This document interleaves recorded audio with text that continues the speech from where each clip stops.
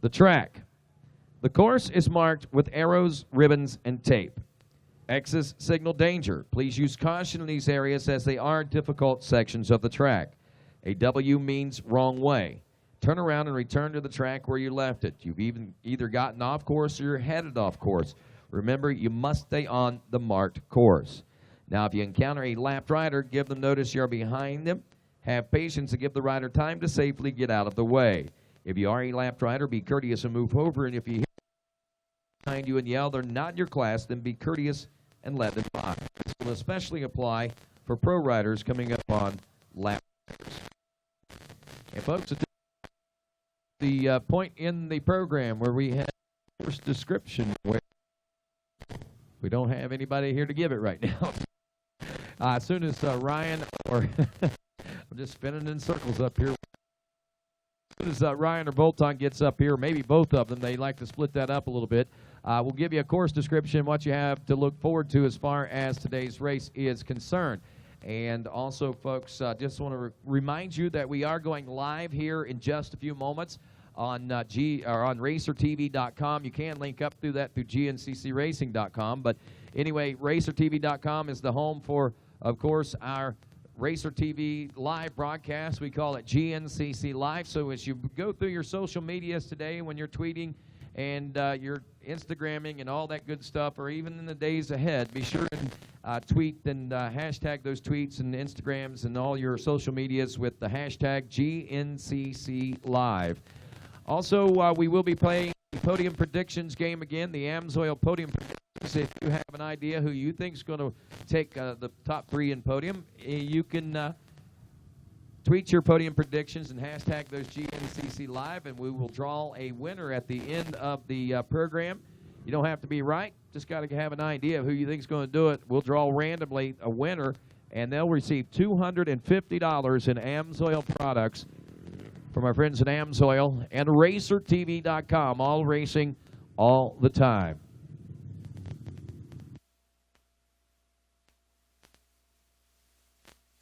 Also want to remind you folks, check out GNCCRacing.com as the upcoming NBC Sports broadcast schedule is located there. You'll be able to keep up to date with what's going on. I know we got a new producer here in 2016 for Racer TV on NBC Sports, and I think you folks are really going to enjoy the first show.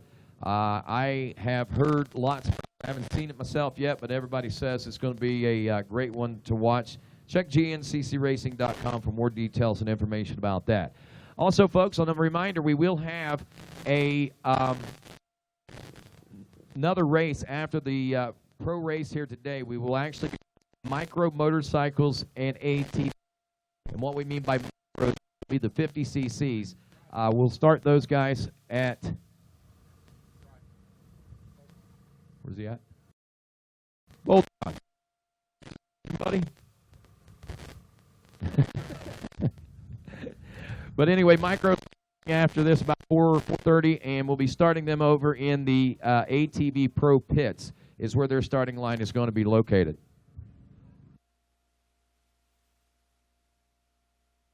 All right, sorry about that. Bolton's going over his notes real quick to make sure that he gives you the proper course description. And again, we are all excited and in anticipation of what this FMF Steele Creek course has to offer. I know that somebody said coming off the track there, Bolton, a guy giving the course description said it wasn't going to be muddy. He's a liar. It's probably not so muddy now, though, right? No, hi. It's getting a lot better. You guys are going to have an absolute blast because everything that was slick this morning is really tacking up. It's going to be absolutely fantastic this afternoon. So guys, when you take off from the start, you're going to work your way around to the hill climb here. Going down the downside of the hill, take your time. Be careful. It's steep. You don't want to go flying down through there right off the start. From there, you'll cross over the pipe bridge here that you came across to get over to the start. Once you cross over there, you do not come back to this side. When you get over there, you're going through the little tunnel there. But you can make it through, no problem. From there, you'll work your way up to the 2-mile mark, back down the big hill to the Racer TV camera. You work your way away from the camera and actually come back again. Got a few little turns through there, nothing too major. From there, you'll work your way back up the hill to the 3-mile mark. Right before the 3, if you guys walked the track this morning, you saw a spot that the morning race didn't do. Fresh for you guys. I just rode through it. It's not too slick, but take your time and make sure you go. You work your way back down out to the 4-mile mark. You got a few up and downs at the 4. After the 4, you guys are going to come to the FMF power point.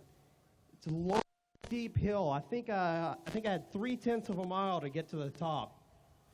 Once you get to the top, you're going to pass the 5-mile mark and work your way back out to the 6. Right past the 6, you got another downhill out into the big grass track field. Once you get out to the grass track, you're actually going to pop around. You do it a little bit different than the morning did. You guys are going to go back past the TV camera to the big grass track. From there, you'll work your way out to the 7-mile mark. Big hill at the 7-mile mark. Just take your time, pick a good line up, nothing to it. From there, you'll work your way back down another steep downhill, back up again to the 8-mile mark. Once you get to the 8, you got a nice, easy downhill all the way down to the creek. You'll go out and around the island on the creek and come through underneath the concrete bridge. Guys, I think most of you have probably been here before. You guys know that bridge is low. Just take your time getting through there. Bridge is the 9-mile mark. You work your way back around. You got a couple more up and downs out to the 10. After the 10, you'll come back down again, back to the wooden bridge. It was a little slick this morning. I haven't seen it in a little while, but again, when you first get to it, just be careful. You don't want to go spinning across it too fast.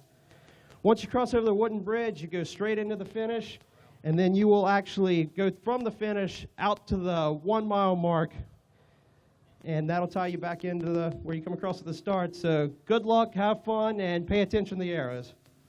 All righty, thanks a lot, Bolton. Good job. And again, 10-mile course, is that what you said?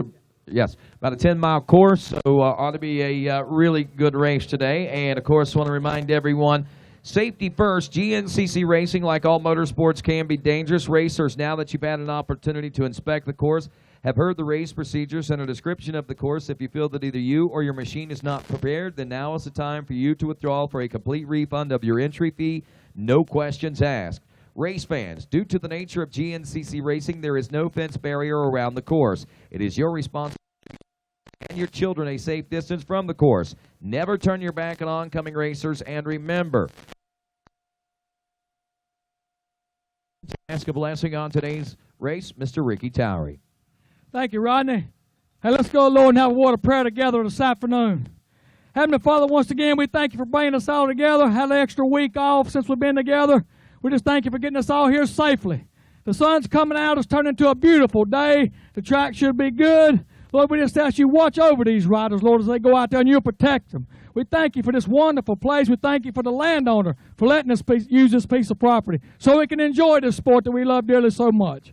Lord, we ask you watch over our military men and women, also our local policemen and our paramedics and our local officers, Lord. We ask you to be with them each and every day. Lord, we just keep on watching over the country, protecting us and watching over us, Lord. Take us all home safely when this is over with so we can get back together again one day. And we thank you for your Son, Jesus Christ. Amen. And now, ladies and gentlemen, if you would please remain standing, stand at attention, and remove those caps and cross those hearts as we honor the greatest nation in the world with the playing of our national anthem.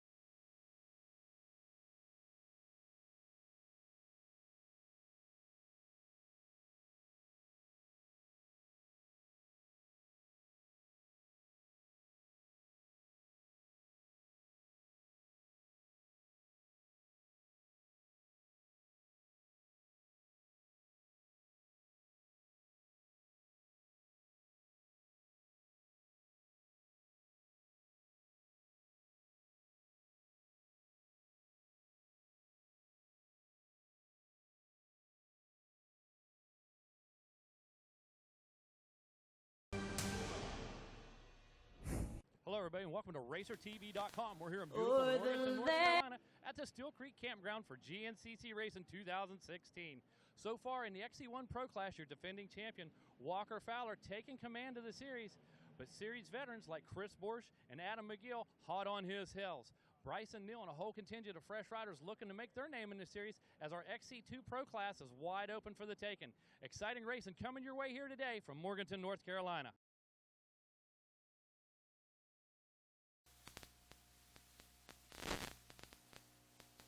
And thanks a lot, Megawatt, as we welcome you folks along the World Wide Web at RacerTV.com here to GNCC Live from beautiful Morganton, North Carolina. As we said, the sun is shining. Those rain showers yesterday have certainly got the stage set. And the big question right now, what's going to happen at the end of one of the most storied stops on the circuit? We'll find out in about 2 hours. Right now, let's meet our starting lineup for this, the FMF Steele Creek GNCC.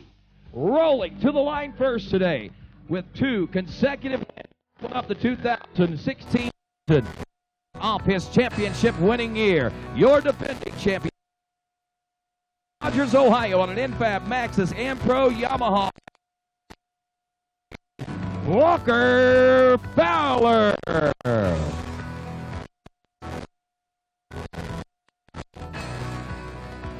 Rolling to the line today, third place and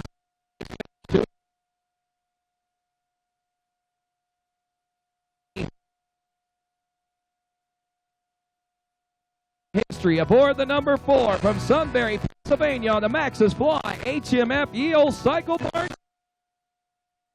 Forage.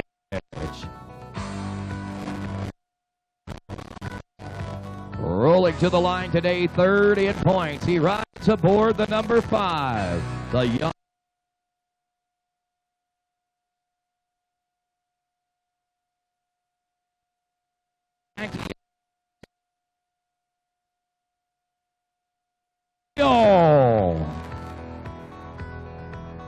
rolling to the line fourth today aboard the number 521. Bringing to the racetrack the biggest family of any racer in history, called the McGill Mafia. He hails from West Union, West Virginia on a CST, LSR, Induction Solutions, DeRisi SG, Tire Blocks Honda, Adam McGill. Rolling to the line today, 5th. He is 3rd. He was 3rd in points last year, riding aboard the number 3 from Pennsylvania on a JMR ATVriders.com backed Honda, Jared McClure.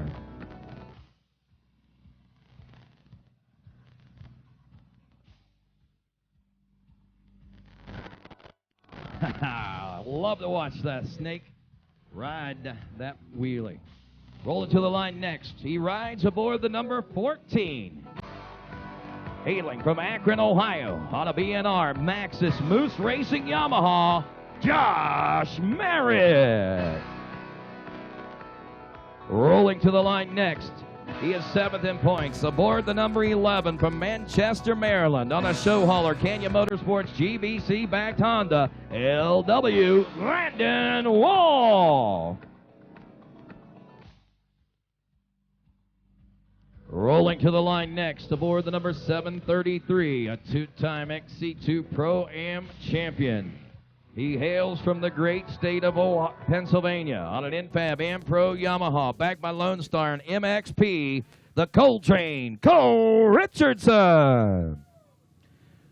Rolling to the line next, he is 10th in points after 2 rounds of racing. 9th in points, I should say, aboard the number 10 machine out of Aurora, Ohio on a GBC HMF Fly Racing backed Yamaha, Johnny G, Johnny Gallagher.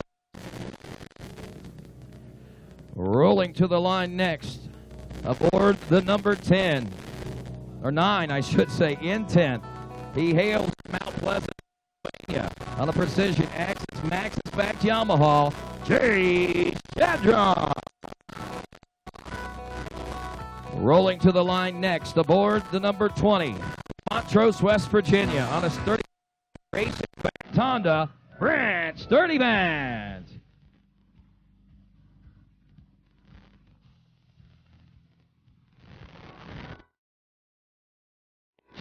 And certainly not least, aboard the number 816 from Grain Valley, Missouri, on a Shockworks Motorsports exit RSS Effects GBC Tires Honda, Tucker Wyatt.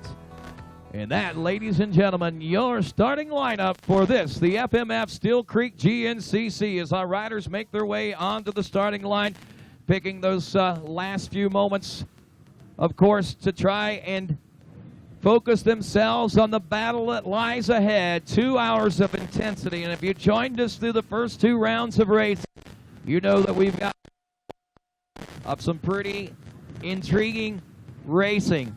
One that has not only answered a lot of questions, but maybe left more questions on the table than it has answered over time, as we still do not know exactly who is going to be the big dog at the end of 16 championship season. Cat and mouse that was played by Chris Borch and Walker Fowler at the last round of racing left us all with a whole bunch of wonder, which today may be answered. 2 years ago, Borch did what a lot of people probably thought would be pretty impossible to do, but he broke the all-time wins record right here with win number 69, beating the famous Barry Hawk out at number 68, of course, and he did it right here 2 years ago. Now the big question on a lot of folks' minds is, will this anniversary be the one that puts back into the center of the box and get the pro rolling for him back in the Suzuki ranks? We'll just have to wait and see, as time will tell the story. We always say here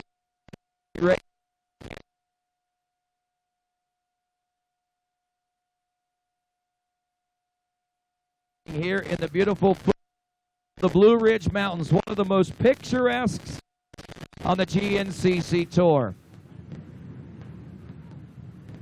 Now the riders stare down this long start stretch now to that first turn region where Ricky Towery, our finish line flagger, signals these riders. We are now less than 30 seconds as the blue flag come out. Shut them down, guys. Shut them down. Shut them down. Shut them down. Woo! And I got to ask you, FMF Steel Creek race fans, are you ready to go GNCC racing? Wow, Steel Creek, that's good. But I tell you, like I say, this is Steel Creek. I'm going to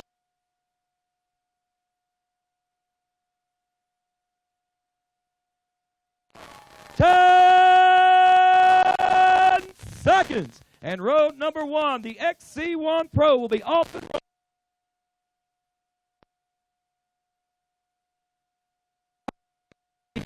Up for grabs as they round the first turn. Going to grab the early lead. It is Walker Fowler.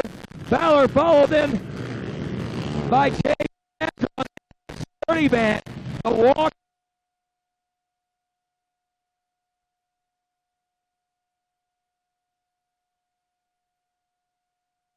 through the C2 Pro-Am. Kevin Yost, Christopherson, Randy Hamilton, Greg Covert, James Green, Kenny Schick, Levi Kinsley, Cody Collier.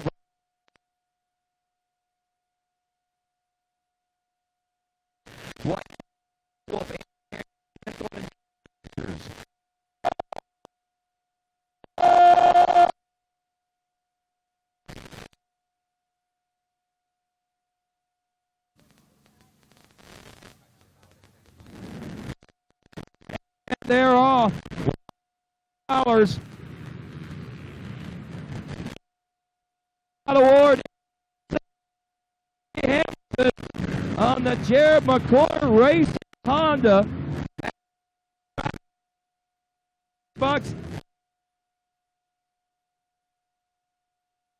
Nathan Hornacek, Matthew King, Cody Wolf, Mastrangelo, Jake Price, James Mauger, Kyle Percy, Sean McCormick, Joseph Davis, Rylan Canfield, Trevor Payne, Michael McAvoy, Cameron Rogers, Brett Cover, J.D. Brown, Colin English, Cameron, Jeff, Luke Shepard, Zachary Dean, Ryan Bovis, Dustin Pickett, Josh Konachek, and Sam Lowe ready to roll in.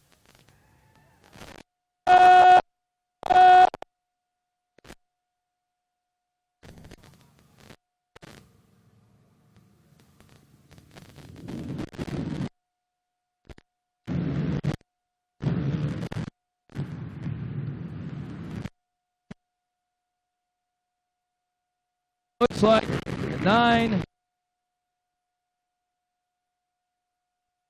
Picking on the Reese Racing Tire Blocks GBC bank machine. 28. West Stone, Kevin Kelly, Pierre Denault, Rich Brown, Nick Melly, Thomas Barrett, Walter Schumacher, Joey Margari, Shot Adam, Brad Marley, and Chris Warren. Relative who's who as far as the Bet A28 Plus class is concerned.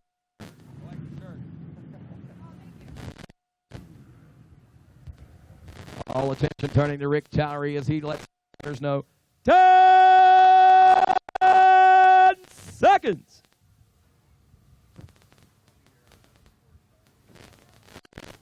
The Bet A28 Plus class off and rolling now.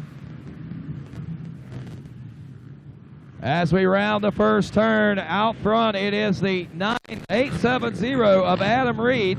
He's out of Bealsville, Ohio. Heading into the North Carolina mountainsides. That's the college age 16 to 21. Tommy Kuntz, or AJ Kuntz, if you will. Devin Fehan, Dylan Edwards, Drew Landers, Hunter Hart, Alec Matthews, Logan Wagaman, Weston Scott, Steve Cunningham, Brand Hankins, Braden Schick, Seth Wilson, Tyler Creel, Sean Anthony, Zachary Jones, Torrin Johnson, Tyler Ware, Shane Kittle, Tanner, and Andy Herring. Ready to roll now on Ricky Towery's cue as he lets them know 10 seconds.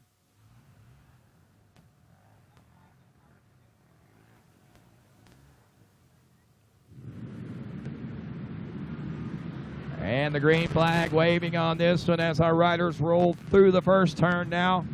Oh, a little wide. 17 goes wide. Drew Landers out of Monterey, Tennessee, and is able to thread the needle into number 2 and take over the early. Heading into the first wood section as we go to the senior AB 38 plus class. We're talking about Jeff Range, Martin Whitty, Todd Demery, Lane Coyle, John Glottis Sr. His son won the overall in the morning race a little bit ago. Jeff Parker, Mark Batson, Rusty Repass, and Andy Cooper all ready to roll next on Ricky Towery's cue as he gets the thumbs up and the green light and he lets them know 10 seconds.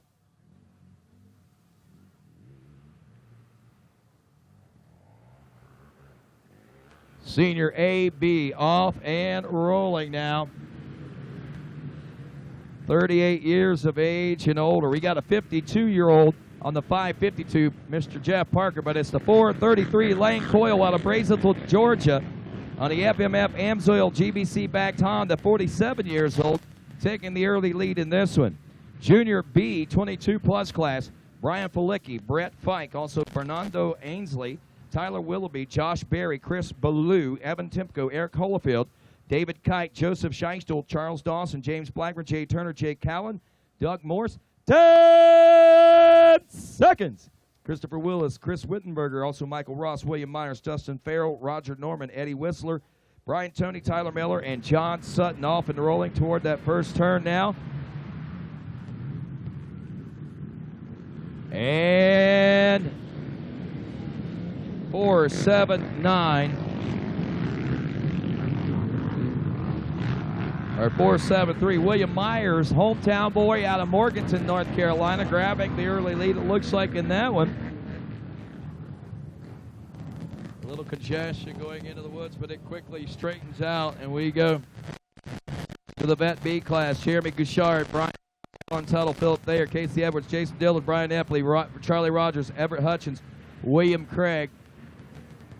Also Matt LePage, Raymond Ward, Philip Yates, Chris Bennett, along with Corey Blinkowitz, Christian Jasperson, John Colvin, Ricky Zorn, Dale Batson, David Rutler, Osborne.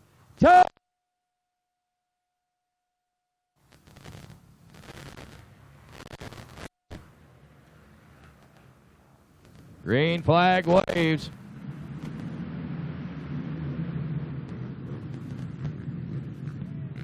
Oh! Nearly a get off there, but wow, 324 able to keep it going. Mercy.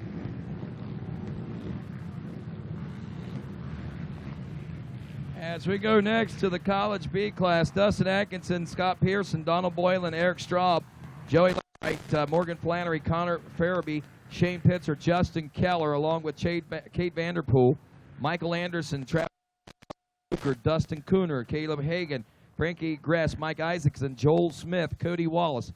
10 seconds. Chandler Berner, Tyler Swindle, James Land, Michael Vandeliner, also Corey Adams, Hunter Harris, Billy Dalton, Corey Vandeliner, Eli Kiger, Ethan Fitro, and Clifford.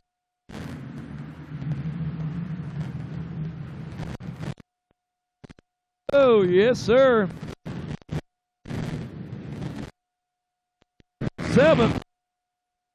Able to hang on to it. Corey Adams out of Walnut Cove here in North Carolina. Nearly had it stolen away, but looks like everybody's going to get through. There's a little congestion out of this second turn in the woods, but all in all, it's race is on, and we've got a big day ahead of us here. FMF Steel Creek. We got one more bike on the course, guys. Don't cross the start yet. We still got one more that hasn't even started back here. So do not cross the course yet, the start line. We're going to give these guys a few minutes to get her worked out. I'll tell you what, in the meantime, while we get this worked out on the starting line, those of you folks back home, we're going to take this quick break and we'll catch up with our leaders right after this. When it comes to protecting your engine, AMSOIL offers the next level performance truck owners demand. AMSOIL provides 75% more engine protection against horsepower loss and wear than required by a leading industry standard, extending the life of pistons and cams. Give the vehicle you love the above and what a heartbreaker there for this young man as tries to get the machine fired up still, guy. Devoted to protection.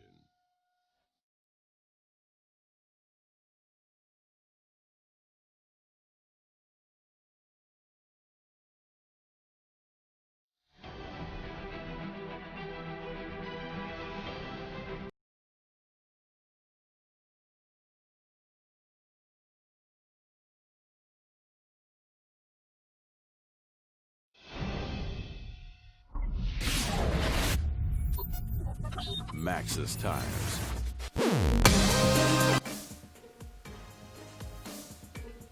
Here at Rocky Mountain ATV MC, our goal has always been to get you the best price and provide quality service.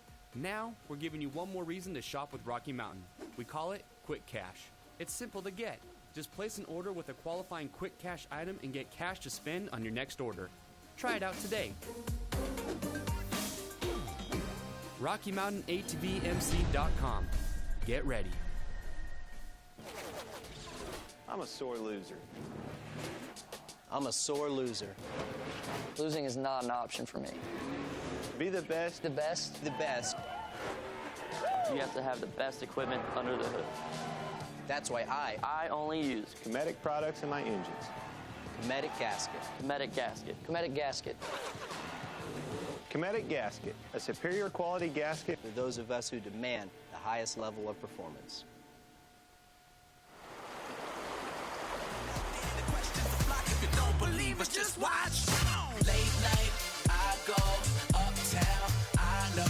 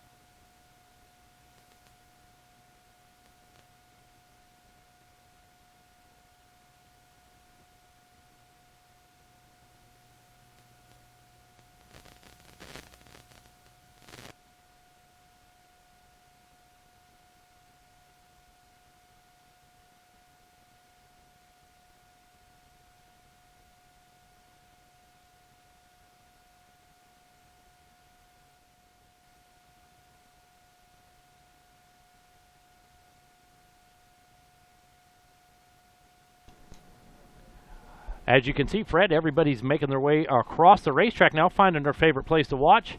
As we saw this morning, racetrack really starting to develop. Everybody was concerned with the major story here the last couple of days, a little moisture. Some people called it rain, you know, a little bit of moisture out there. But I tell you, you and I talked, and we've talked to some of the riders. We kind of predicted the conditions to look like this with the amount of rain we had. Almost ideal right now. Yeah, you know, the track really couldn't be any better. I was here on Thursday, and it was pouring down rain. I got here Friday, and it was pouring down rain. And I was a little bit concerned, like you said, about this track really turning into mud. But this track's like at a river bottom down here. It's real sandy, so that's only going to make it even better for the riders as it goes on. And really, I think maybe they've had a dry spell here because the woods are actually perfect. I don't think the track could be any better. You said a couple things that are 100% correct there. Number one, they have, Fred, had a dry spell, no doubt about it. And number two, with the elevation and with the sand surface that you're talking about, yeah, there's a great drainage. And guess where all the water runs? Downhill. Well, downhill to the creeks. You know, there's a lot of trenches and gullies in these hills. So out there on the course right now, almost ideal conditions. Yeah, you know, these guys are going to have perfect. As you can see from the screen right here, it's going to be dusty. And I would have never, ever guessed that it would have been dusty with how much rain that we did have. But the water coming down the hills, like you said, it comes down into a little ravine or valley, and it runs down into the big creek. So the track is only going to be muddy in this, you know, a few sections. As you can see, their leaders are starting to head through this wooded section here, and they're not even dirty. You know, no. They're nose to tail, and if it was muddy out there, they would be, you know, they'd be covered, and they're not. So I think this is probably going to be one of the best races of the year so far, for sure, as far as the way the track conditions are and the hill. You know, we haven't had any hills like this either. Right. Now we've got some hills, we've got some big Right. ups, we've got some big downs, and you can see the leaders are starting to come this way, and everybody's there watching. Fred, would you have believed there'd be dust flying from these bikes after sitting through that rainstorm yesterday and last night? No way. Looks like here you got Walker Fowler. There's our in the champ. lead. Yep. Who's that, Borsch behind him? Oh, And Shadron. and it looks like Shadron there in second place. He's not letting Walker Fowler get away from him. Look at this, Fred. You know what? And this is what we expect out of GNCC quad racing right here. Look at these guys pulling away from the rest of the field. These two guys already made up their mind, Fred. They're gone. Yeah, They're out. And that's amazing to me right now that these two could stretch that much out when the track is perfect. There's perfect conditions. You know, if it's dusty or something, I can see these guys getting away. But I don't know what happened, but these guys are on the move. Visibility, traction, air temp, everything almost perfect. These guys taking those conditions, Fred, and checking out when they shouldn't be able to. No, we're talking about Borsch back there. We're talking about McGill back there. We're talking about all kinds of guys that are capable of making it happen. We're not even a lap into it, and these guys have pulled, I'm not sure how big of a lead, Fred. Just amazing. I don't either. I think maybe that might have been Chris Borsch there in third, and I'm only guessing, but it looked like 15, 20 seconds maybe, and that's a lot for the first lap. How about that on a half a lap or so? Just absolutely amazing. And you know what? Goes back to what we said. Goes back to the original content of the soil was dry. Does have a sandy composite to it. And guess what? With all the hills, it is going to drain. So here we go. After almost 2 solid days of rain, 100% perfect racing conditions. And these guys are proving it right now because those guys are racing like it's a white flag lap.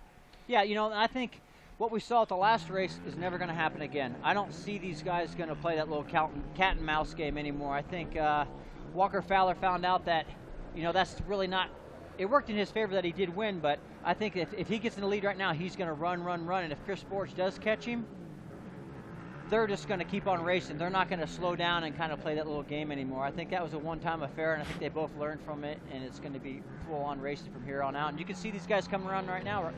It's perfect conditions. You know, they're got a little bit of roost going up. Chris Needles went by in 6th place, and the track looks really good. It's not real chopped up and rough yet, so these guys are really going after it. Yeah, I'm absolutely amazed at what we're looking at right there. You know, Rodney talked to Walker a little bit about that, the head games, and, you know, Walker said, well, I don't need to lead every lap. You know, I can be in second, third place, and, you know, see what's going on out there and make my move just on the last lap like anybody. But like you said, I don't think that that's going to be in the forefront of the game plan for sure.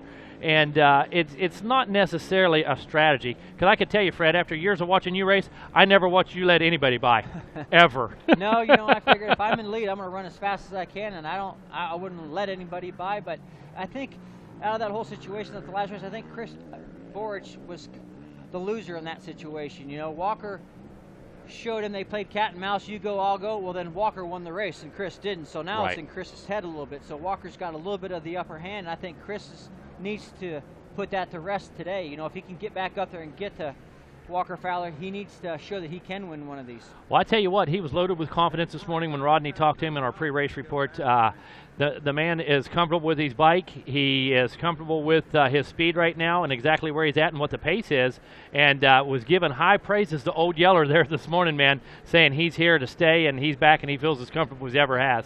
You know, that's sign of a true champion. And, you know, all these, there's 5 or 6 guys that every time they come to a race, they come here to win. So it's amazing how much different riders we have that can win now. You know, every lap is Walker, who's it who, you know, who's going to be coming around. It's never a for sure thing anymore. Fred, we go through periods in our sport. I don't care if it's outdoor motocross or supercross or GNCC or indoor.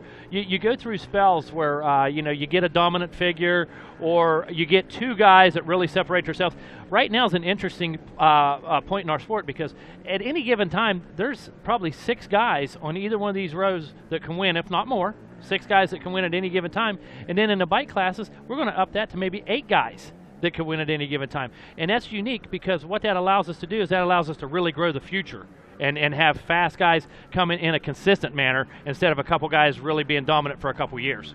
Yeah, that's for sure. You know, and the bike class too, that's just like the quad class. You're getting some XC2 guys that actually can get on the podium, you know, for the overall, which is back in the day was unheard of, but now these guys are all getting so good, and you know they get a good start. And you know, tomorrow my prediction is that we're going to see an XC2 guy. Maybe he's got a shot at winning tomorrow. Let me tell you something. Because, we know, you know everybody knows who you're talking about. He comes into this race every year, and he freaking goes so fast here. It's his hometown. Everybody's here, and now he's won the first 2 races, so his confidence is really good. So it's going to be really exciting tomorrow. Fred, as well as today. Our whole lives, we've always heard, and whether it was talking about yourself or talking about somebody, you always hear people say, we're missing that one piece. We're trying to find that one piece. Let me tell you something. Trevor Bollinger found that one piece, and it came in the form of Johnny Campbell and his team and his support. Yeah, he's got a real good program going right now, and it's really working well for him. So it's going to be exciting tomorrow. And, you know, you can see these guys coming through here. None of these guys are really muddy coming through the woods here. So they really haven't gotten to the creeks yet out front where you got to go underneath the bridge. And I know I walked down there this morning, and it's really a really rock-hard base with some big boulders in it. So it's not going to be a bottomless pit like it was last year. That one straightaway was really muddy. So it's kind of got a hard base. So these guys really won't be getting stuck. But, you know, next time around, I expect to see these guys with some mud on them. Hey, I tell you, Fred, it's amazing at this point in the race, like you said, to see these bikes as clean as they are. And when we get to some of those points that you're talking about, some of those crossings, I think we're going to see more or less splash than the Klingon mud, than the thick, tacky mud, because what's happening right now is they've done pushed that surface off already. They've shoved the slop off. So as we can see right there, dust coming off of the yellow machine as he makes his way up through the hill. And you got to admit, Fred, that looks awful fun right there. Yeah, you know, I don't ride that much, but right now I sure wish I was out there. You know, that dirt could not be any better. These guys are having fun, and, you know, it's just that time of the year. The weather's good, and everybody's excited, and this is such a beautiful place to come to because you've got hills, you've got roots, you've got rocks, you've got creeks, you've got bridges, you've got everything here.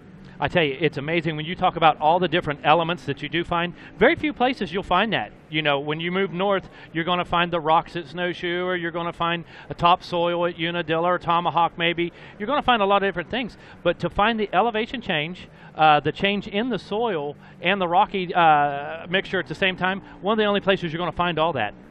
Yeah, you know, we've been here for a few years, and every year it gets better and better, and the trails get a little bit wider, and everybody has more fun. And the spectators here, I mean, there is more spectators here than ever. Just everywhere you look, there's a car parked, there's people here coming out and enjoying themselves, and it's great how the community just rallies around us. You know, you look out on the road and you see some of the little restaurants, and you see people selling fireworks. Welcome GNCC Racing. Welcome GNCC racers and families. It's amazing that this little community pours out that kind of support. And you know what? Year in and year out, the same people doing the same support, doing the same things out there. And that tells you that it's not a one-time thing. These people truly love it. Yeah, you know, there's a lot of little restaurants here in town that I know of and that you really look forward to coming back and eating again, you know, because they take such good care of you. It's good food, and it's neat when you can come to an area and find a spot that you like to go to every year, and people, it's like they almost remember you. I don't know how, but, you know, it seems like they do. Exactly, and you know what? These spectators feel that, and I got to tell you, at this morning's podium, what an amazing job the spectators did. You know, they showed all kinds of support for these riders. It didn't matter. 4x4 Pro, WXC, the youth riders, man, they hung around for every interview. They raised a lot of cane down there, made a lot of noise, and that's really what it's all about. Yeah, you know, everybody's out here having fun, enjoying themselves, and, you know, it's a safe environment, and, you know, we've got flagmen everywhere, we've got guards at crossings, and everything's really working out good. We've really got a good grip on things, and it's, you know, it's just, like I said, this time of the year, everybody's been cooped up. It's been winter, it's been bad. Well, the sun's shining today, a little bit of wind's blowing, and it's time to go racing. Yeah, and we I think couldn't. we're going to have a lot of good racing here as soon as we, you know, the leaders start coming around where we can pick them up again. It'll be interesting to see if, you know, Walker Fowler has he stretched out any, or is the top two guys still together. Well, I can tell you, when you have these types of conditions and you do get two guys that are able to hook up like that, a lot of times guys will maybe slow each other down. You hear the opposite, that they'll push each other. If you're out front and you've got clean, clear track like this, definitely the pace is going to get picked up, and then that's going to create problems for the guys in the next group of riders. Yeah, for sure. You know, on a long track like this, too, the front guys can run for a long way without catching lappers. So lappers aren't a big deal as far as slowing them down. So if these guys can get a big lead this first lap, it's going to be hard for the guys behind them to catch up to them. No question. You can't let guys like Walker Fowler get away. You can't let guys like Bryson Neal, Chris Borsch, Adam McGill. It doesn't matter what position they're in right now. If you're behind that guy and he starts to, you start to lose sight of him, let me tell you something, the end is near. Yeah, because they're all great riders. They all go fast. Right. And they're all within a second or so of each other. So if they get out there 30, 40 seconds, it is really hard to make that time up, unless maybe one of the uphills, you know, where somebody gets stuck and they get a little bottleneck or something, but it's hard to catch up. Fred, when these guys are riding the same pace and the laps are that close, as you mentioned, you only have 4 laps, 5 laps, like this morning. The only way that we were seeing a shakeup was a mechanical or a crash, because these guys, I had the top 20 amateurs and 4x4 Pro guys. The top 20 were separated by 1 minute, Fred, on time. 20 guys separated by a minute, and it was the 20 fastest guys on the track. Yeah, you know, it shows you these guys are, everybody's for real this year. You know, there's so many good guys out there that you can't take a break. It's go, go, go from where it go. Riders making their way behind us now, Fred. That's directly behind the RacerTV studio into some of these hard-packed sections right here. So these guys can release the grip a little bit. They can take a deep breath. And you know what? They can look across the field and kind of judge that distance now. And, man, oh, man, that really puts it into perspective for you, doesn't it? Yeah, you know, sometimes like this when you're going and you're going as fast as you can, you never want to look behind you. But like this section here, you got a little horseshoe U-turn, and you can actually look over your shoulder and say, oh, yeah, I'm pulling him, or no, I'm not. But it's, you know, it's neat as a racer to kind of see who's coming or who's ahead of you, or see if you're catching, because that's what it's all about. You know, if you can motivate yourself to give it just that little bit more to start catching people, or you can see you're catching somebody, it just helps your confidence out, and, you know, hopefully you can catch up to them. Yep, no doubt about it. Well, I know one thing. The story here today is our defending champion getting out front, laying the gas to it, Fred, and really opening up a surprising gap. Actually, him and our second-place rider, Shadron. Yep, Jay Shadron. You know, these guys, wheel to wheel, have pulled what you called maybe 15 to 20 seconds and a half of a lap. Yeah, you know, and Shadron, Jay is doing the right thing. Let Walker Fowler lead. He's comfortable with leading, so don't push the envelope. Just follow him and learn from him and let him pull you. You know, it's so much easier to follow, and Walker Fowler don't care. Follow me if you can. Right. And, you know, Walker told Rodney there just a little bit ago, when he's in second or third place, he honestly believes he's using 30 to 35% less energy just by following, just by not having to pull that concentration. Now, our leaders now making their way through the pro pit, and looks like maybe Walker Fowler grabbed some goggles, maybe is what it looked like. Yeah, I think so. You're right. He came in without them. He stopped for a second, got some goggles, and down and running. And look at this gap. Look at this gap already, Fred. Amazing. First time through the pits, and where's everybody else at? Man, they better not wait too long, because these two guys are gone. Yeah, because you notice Shadron come right back behind him. You know, he had enough time to get goggles, but they're going now. Adam McGill in third place. Adam McGill moving up into the third place. But look at the distance, Fred, that they were able to pull on this guy. Where's Chris Borsch, our six-time champion? You know, I'm telling you. Yeah, you know, you can't afford to wait, because you know, if you look from years past, Adam McGill has won this race twice since 2011. And then you have Chris Borch, and he's also won it twice. So, and now you got Walker Fowler and Jay Shadron out there in the front, and they're 15, 20 seconds ahead. And then there's a gap, and then there's Adam McGill, and then there's another little gap between Chris Borch. So these guys got to start making things happen. Yeah, you know, at this pace now, here we go, coming through this first lap. Let me tell you something. In a 2-hour race, we're half hour in right now. Wow. So that quick, things happen. Man, when you put into perspective the kind of gap these guys have pulled on one lap in a race that's as short as 2 hours, holy cow, there's going to be a sense of urgency for third place through about 10th.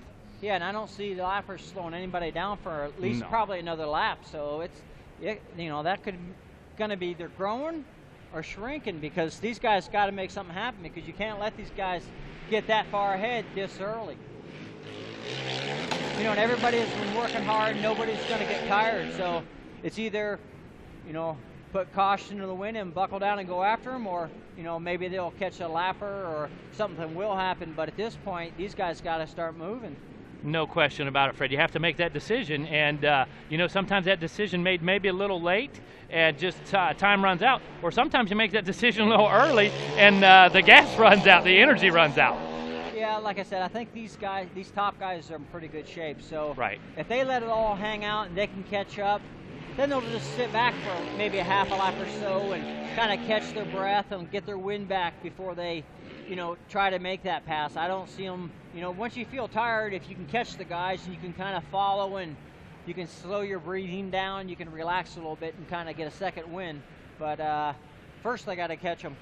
And I don't think, you know, like I said earlier, Walker Fowler and Jay Shadron, those guys are rolling, and it looks like they're 27 seconds ahead of Adam McGill, so that's huge. Let me tell you something. That's saying something. When you come through the on the first lap and you've got anywhere near a 20-second lead, let alone almost near 30-second lead over third place, man, that's an indication of what the pace is going to look like the rest of the day, Fred. Yeah, they got a lot of work ahead of them. But, you know, anything can happen. We've got mud holes here. We've got big uphills, so the race is far from over, but it's definitely exciting. Like you can see right here, there's roots and there's some rocks and, you know, a lot of spectators right here. So it's a pretty exciting track for sure. No matter where you are, there's something going on, so you'll have fun watching. Hey, Fred, I almost think we found the exact spot where the red dirt starts going south.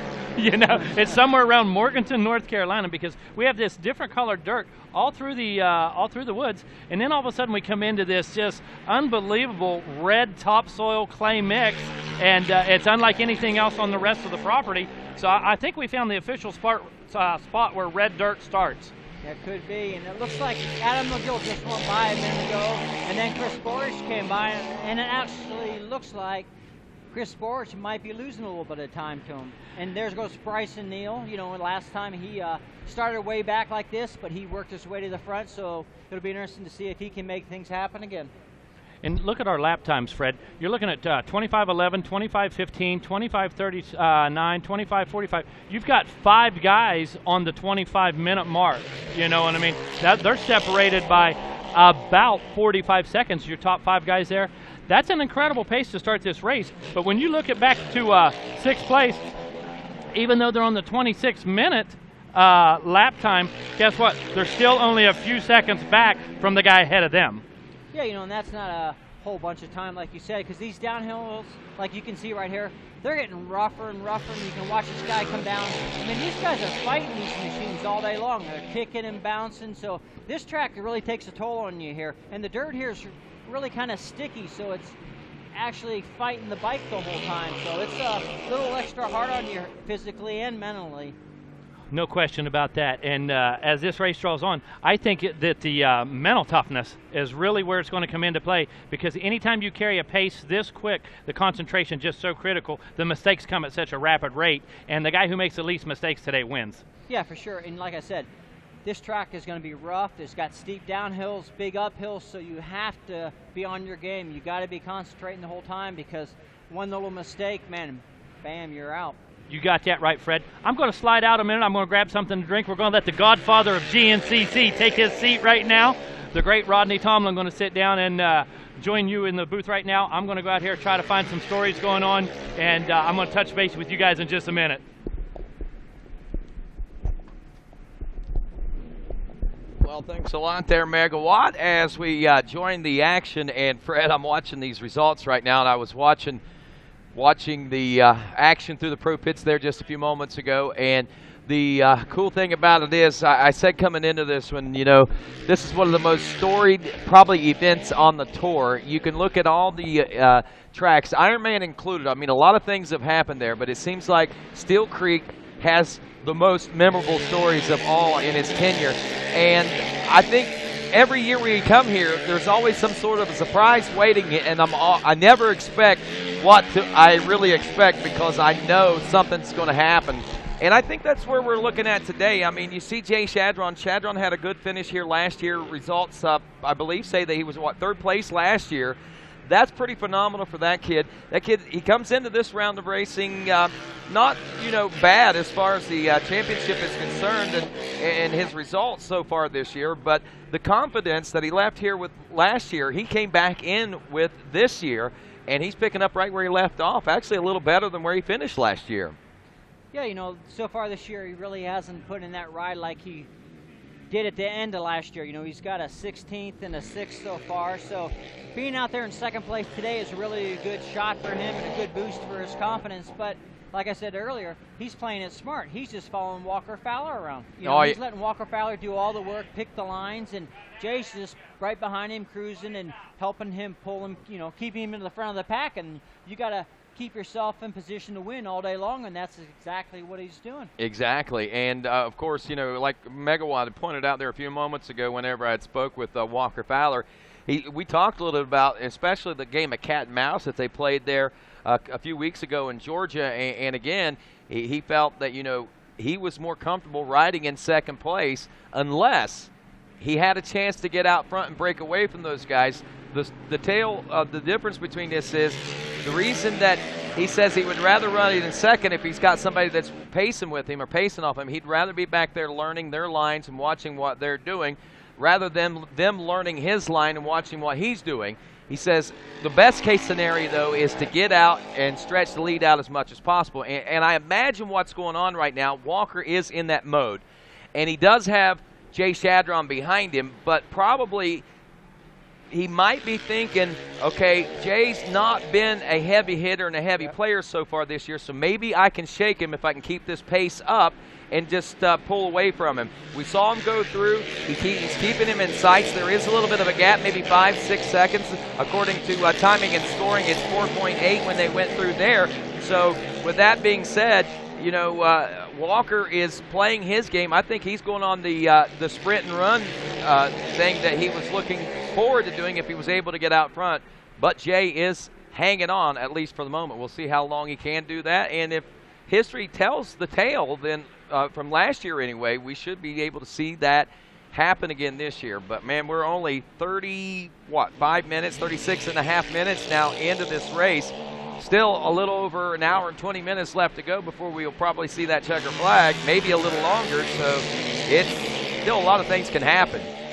Yeah, I think we've watched Walker Fowler so far this year, and he likes to get out front. He likes to get out there. He likes to try to stretch that lead, to get some confidence in himself and get away from the pack, and then he can kind of relax a little bit. Yeah. And, he's not riding so nervous. Like when you have somebody behind you, you're always worried about them following you and doing stuff like you said. So with Jay Shadron there, just like you said, Rodney, I think he thinks he can go as fast as he can and maybe break away a little bit and then get in his comfort zone and just start cruising around at race speed. Not really cruising, but get in Walker Fowler mode and just kind of get his flow going and keep himself ahead of him. But, Jay Shadron, he's not letting that happen. He's like, I'm going to stick with you and we're going to make this thing a good race. And, Jay's learning the whole time behind him. An interesting point to ponder right now, Fred, is the fact that through the first 2 rounds of racing, we've only had 3 riders that have been on the podium. Both, the 3 were Fowler, Neal, and Borich. Round 1 was that order. Round 2, a couple of weeks ago, Fowler, Borich, and Neal. Right now, a little different look to the race, and honestly, even different look at this point in the race than what we saw 3 weeks ago or even 4 weeks ago in Florida whenever the series kicked off. These guys pretty much established themselves about this time in their positions, except for, of course, I know that Bryson had to work his way up through the pack, but all in all, it looked a lot different before than what it looks like right now, that's for sure. Yeah, you know, it just shows you the quality of riders we have. We have so many guys that can be up there, and it just takes a good start is all it takes. You know, these guys are all within seconds of each other in lap time, so if you get a good start, you can get with a good guy and you hook up, man, you never know what's going to happen. That's for sure. Right now, watching out, I believe this is near the FMF power point, quite possibly. Yeah, it's just one of the downhills right now, like we were talking about earlier. You can see how much these guys bounce around these quads. You know, on a motorcycle, you can kind of pick a smooth line, but these guys only ride 2 hours for a reason. I mean, these guys are fighting this bike, bouncing around. They cannot find a smooth line. No, there's not many out there to be found for an ATV, that's for sure. And you see, too, look, the rails, the ruts that are around there. That's one of the things that is, well, especially when the soil's gotten moist or something, that's one of the things that's very, I think, a norm here at Steele Creek is the ruts that you see out there. But those ruts, man, they kind of create a train track around there. And as a lot of the guys said, not a lot of passing opportunities afforded these guys. So these open field sections that we have out here, I think, are going to be some pretty exciting places for the race fans. Yeah, you know, if these guys don't think they can pass through the woods, well, you got to stay right on the guy. Then you come out to these open fields and you can drive semis around them. So there's plenty of room. There's no excuses as far as the fields go. And, you know, these guys get on each other in the woods and they make things happen. They can get around if they want to. Oh, yeah. And, you know, looking at this picture here, yesterday you could not have told me this was going to be dusty.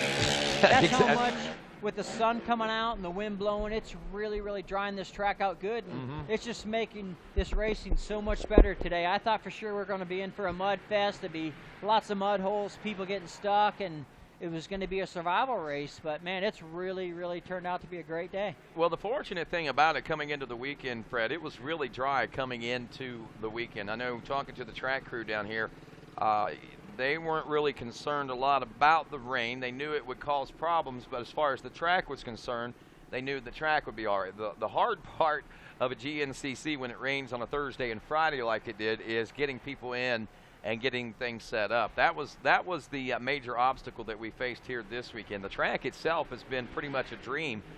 It is, like you say, the track is great. The weather is great here today. We're looking at for highs, I think, in the mid-60s or so, under beautiful blue skies right now. Walker Fowler leading Jay Shadron, Adam McGill in the number 3 spot, Chris Forrest in 4th, and Bryce Steele rounds out the top 5. We'll be back with more GNCC Live right after this. When it comes to guarding your engine, AMSOIL offers the next level performance enthusiasts demand.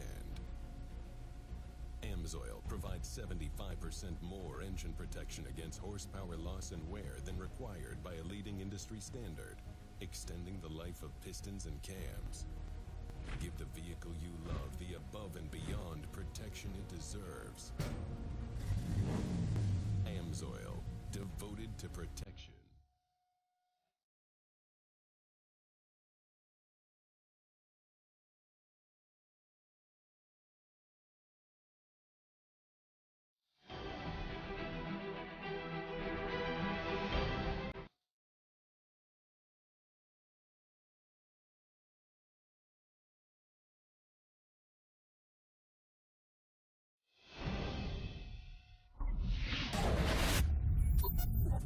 Maxxis Tires.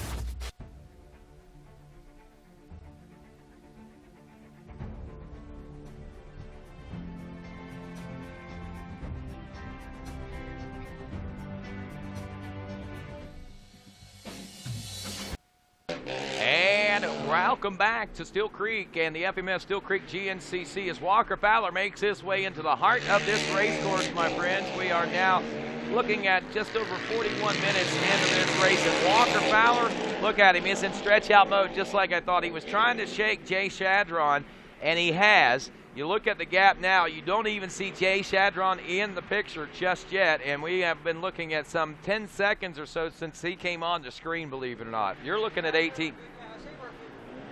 I say we're a good 18 seconds time now. So Walker Fowler has definitely dropped the hammer. You know, it's amazing that he's that far ahead. I mean, 1 minute they're right together, and boom, now he's on the move, and he's rolling. He's here to make a statement. And yes, and here's something really interesting, though, for you, Fred, to think about. Do you realize there's Jay Shadron finally making his way into the shot now, but do you realize that Walker Fowler has never podiumed here as an XC1 Pro? His best finish was 5th place. He's finished like 5th and 15th, but he's never gotten a podium. He's never won here at Steele Creek.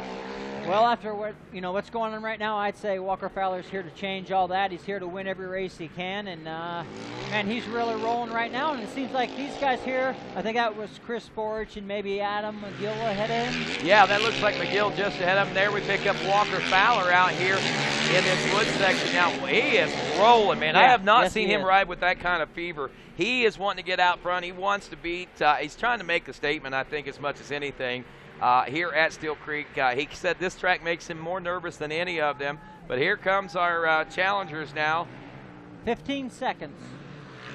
Jay Shadron. 15 seconds behind him right now. And, you know, you can see the little bit of difference there. Jay kind of came through there, and he looked like he was going fast, but wow, they're not like what wasn't looking like a Walker Fowler. Walker Fowler was letting it hang out. Hang out, that is for sure right there. And I haven't seen Walker let it hang out like that. I don't think since the XC2 Pro-Am days, man. I mean, that kid is letting her rip out there, and he's wanting to. Again, he knows after that last race of cat and mouse, he's trying to make that statement and that confidence boost that we've been talking about. But looking around the picturesque view here at Steele Creek right now and watching this racing, we couldn't be in a better place, I don't think, than what we are today. Here comes Borich, and actually McGill and Borich. That's your 3 and 4 riders. And honestly, 1 minute. Yeah. 1 minute behind the leader. Walker Fowler has got a minute on those guys right now. And they were pushing it. You could tell they were flying, but not nearly as hard as what Fowler's pushing it. There's McClure now coming in the number 5 spot. Or was that Neil? Did I miss Neil going through there? Yeah, I'm not sure if Neil came through or not. Come back on that. Okay, so I may have missed him when he came through there. I don't know, but I thought that Neil should have been coming through at 5th, followed by Brent Sturdivant. But we got McClure, that he was running in 7th. So actually in our switch back and forth on the cameras, we might have missed a rider or two. So we're not going to get real excited about that just yet. We have before and end up with egg on our face. I'm not wanting to do that today. But regardless, I'm just wanting to wait and find out what's going on out here. I am just amazed at the historic possibilities that could arise here today. Yeah, you know, and I think, you know, the cat and mouse game, I think they all want to put that thing to bed too. You know, they just want to get out there and do racing like they know how, and Walker Fowler's doing like he did in Florida. You know, he's out in the front right now. Jay Shadron was right behind him. He kind of stayed close for a little bit, but now Walker's broke away. And as you can see, when Walker was coming down that straightaway, he was kind of shaking his arm, maybe loosening himself up again, and I think he's probably going to make another run at trying to put some more time on these guys. Well, we just saw the 20 go by a moment ago, Brent Sturdivant. That might have been, not sure who that was that just came through. I'm looking for Landon Wolf to go through. That's LW right there. So just ahead of him, I believe, was Cole Richardson, the 733, if he was able to hang pace there.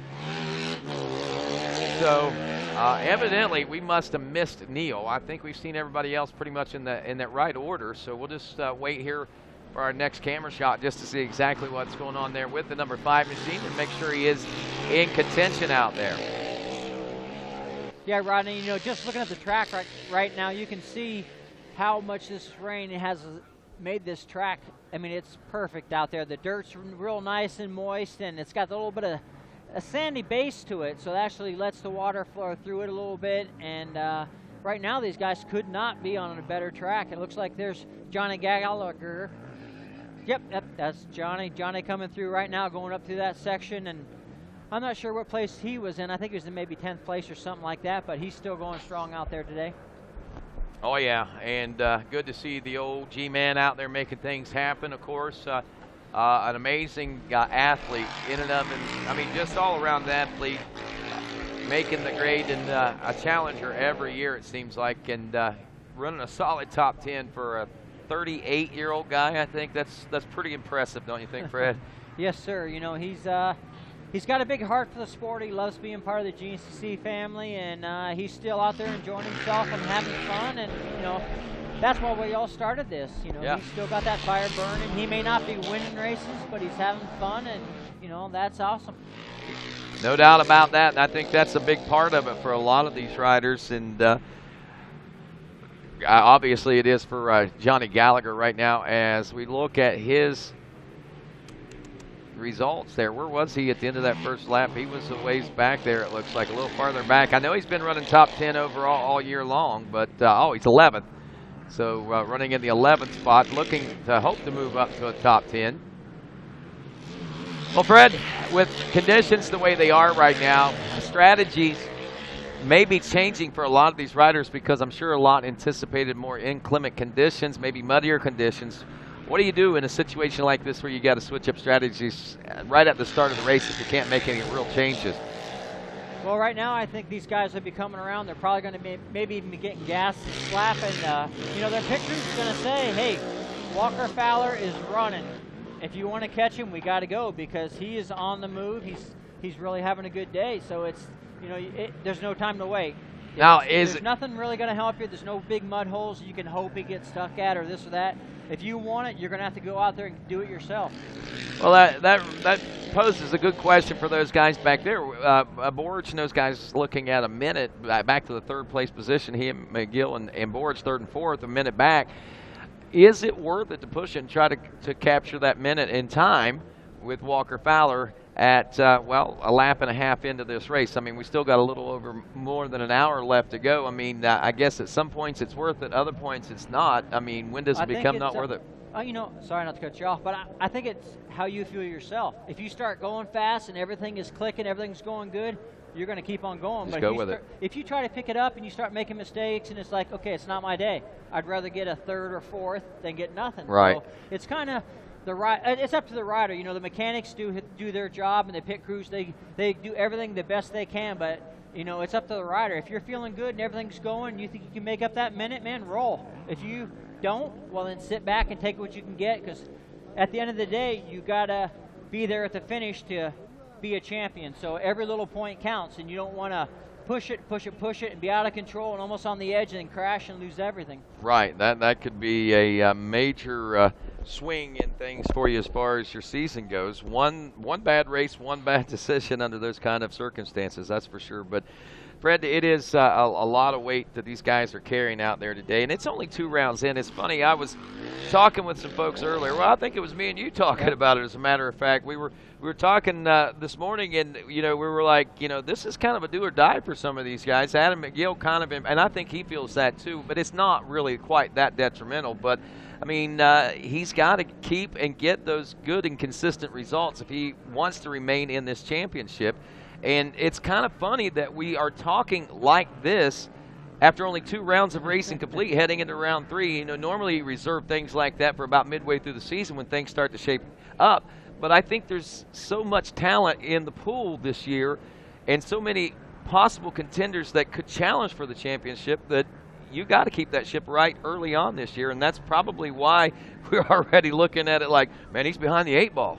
Yeah, you know, like we talked about Adam McGill, you know, he's been up there in the contention for the podium and has let it slip away each time. And right now he has to be thinking, man, I should be on the podium. I need to get one to get my confidence built back up, because these other guys are building confidence. They're top 3 and they're getting that confident in the familiarity of riding with each other. So he's got to get back up in there before he loses that. And then, you know, this whole racing thing's a head game. You know, once you lose your thought, you're out of it. And there's Walker Fowler coming right now. He's coming to the finish line, and you can see Walker. He's just rolling right now. Oh, yeah. He's doing exactly what he came out here to do, and that was continue his streak. Again, a little nervous coming into this one because of never finding the podium or a win here as an XC1 Pro Class rider.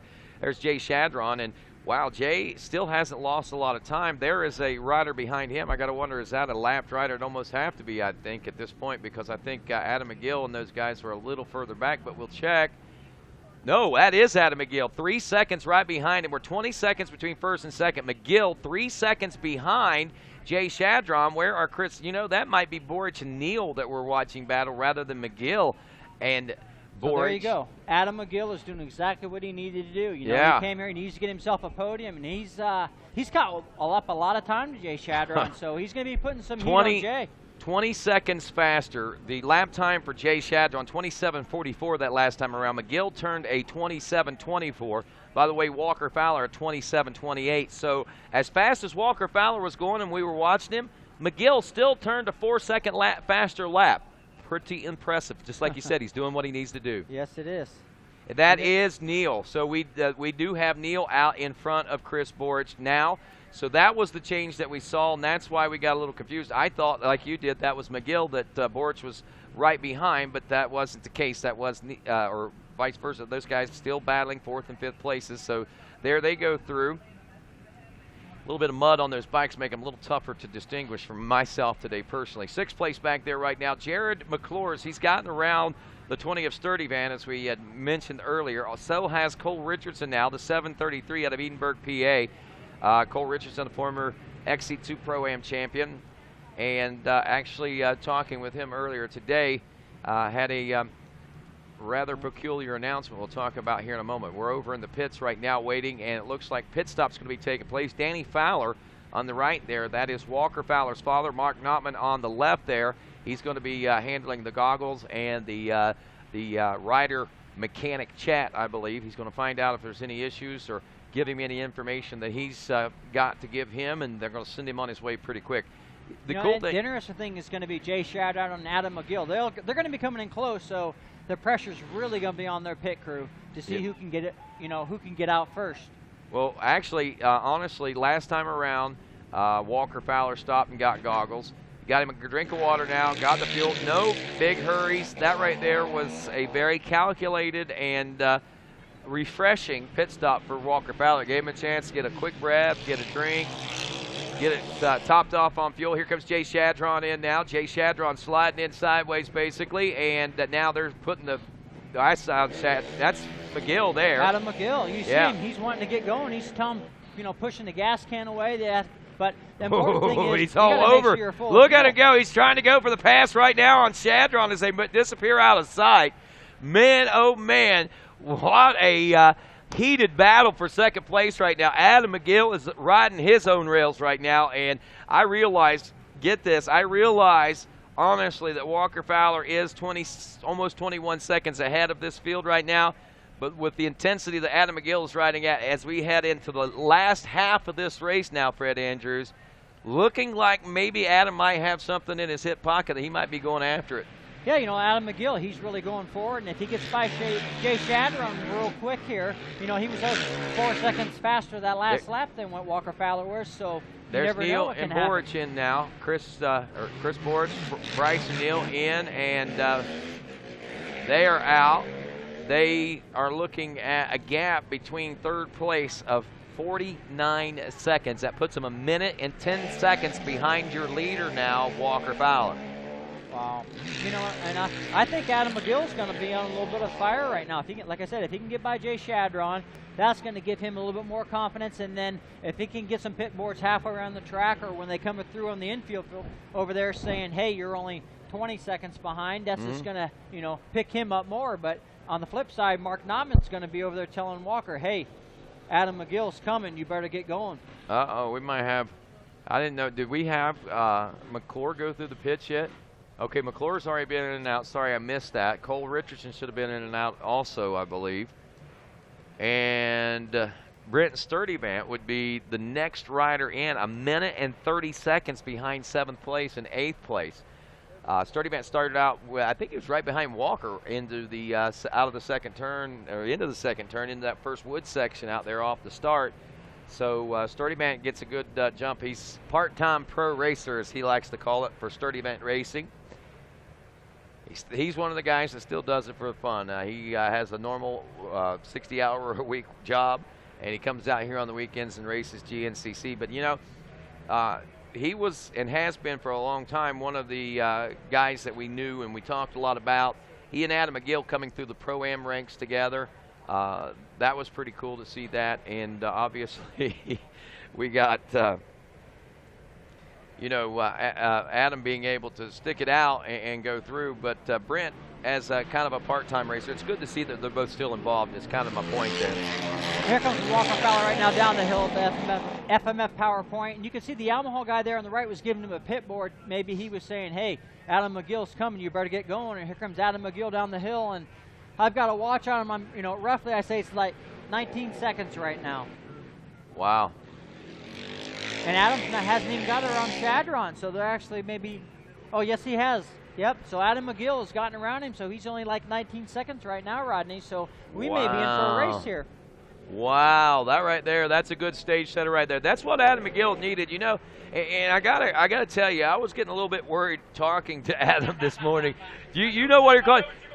When he started talking about being 29 years old and getting up there and getting toward the end of his career, and maybe things weren't as worth it as they used to be because heel time wasn't as much, injuries hurt more and things. When he started talking like that, I'm like, man, I was about ready to write him off this morning, and Megawatt's laughing at me right now because he knows exactly what I'm talking about. That was a complete gear shift whenever I was interviewing him this morning.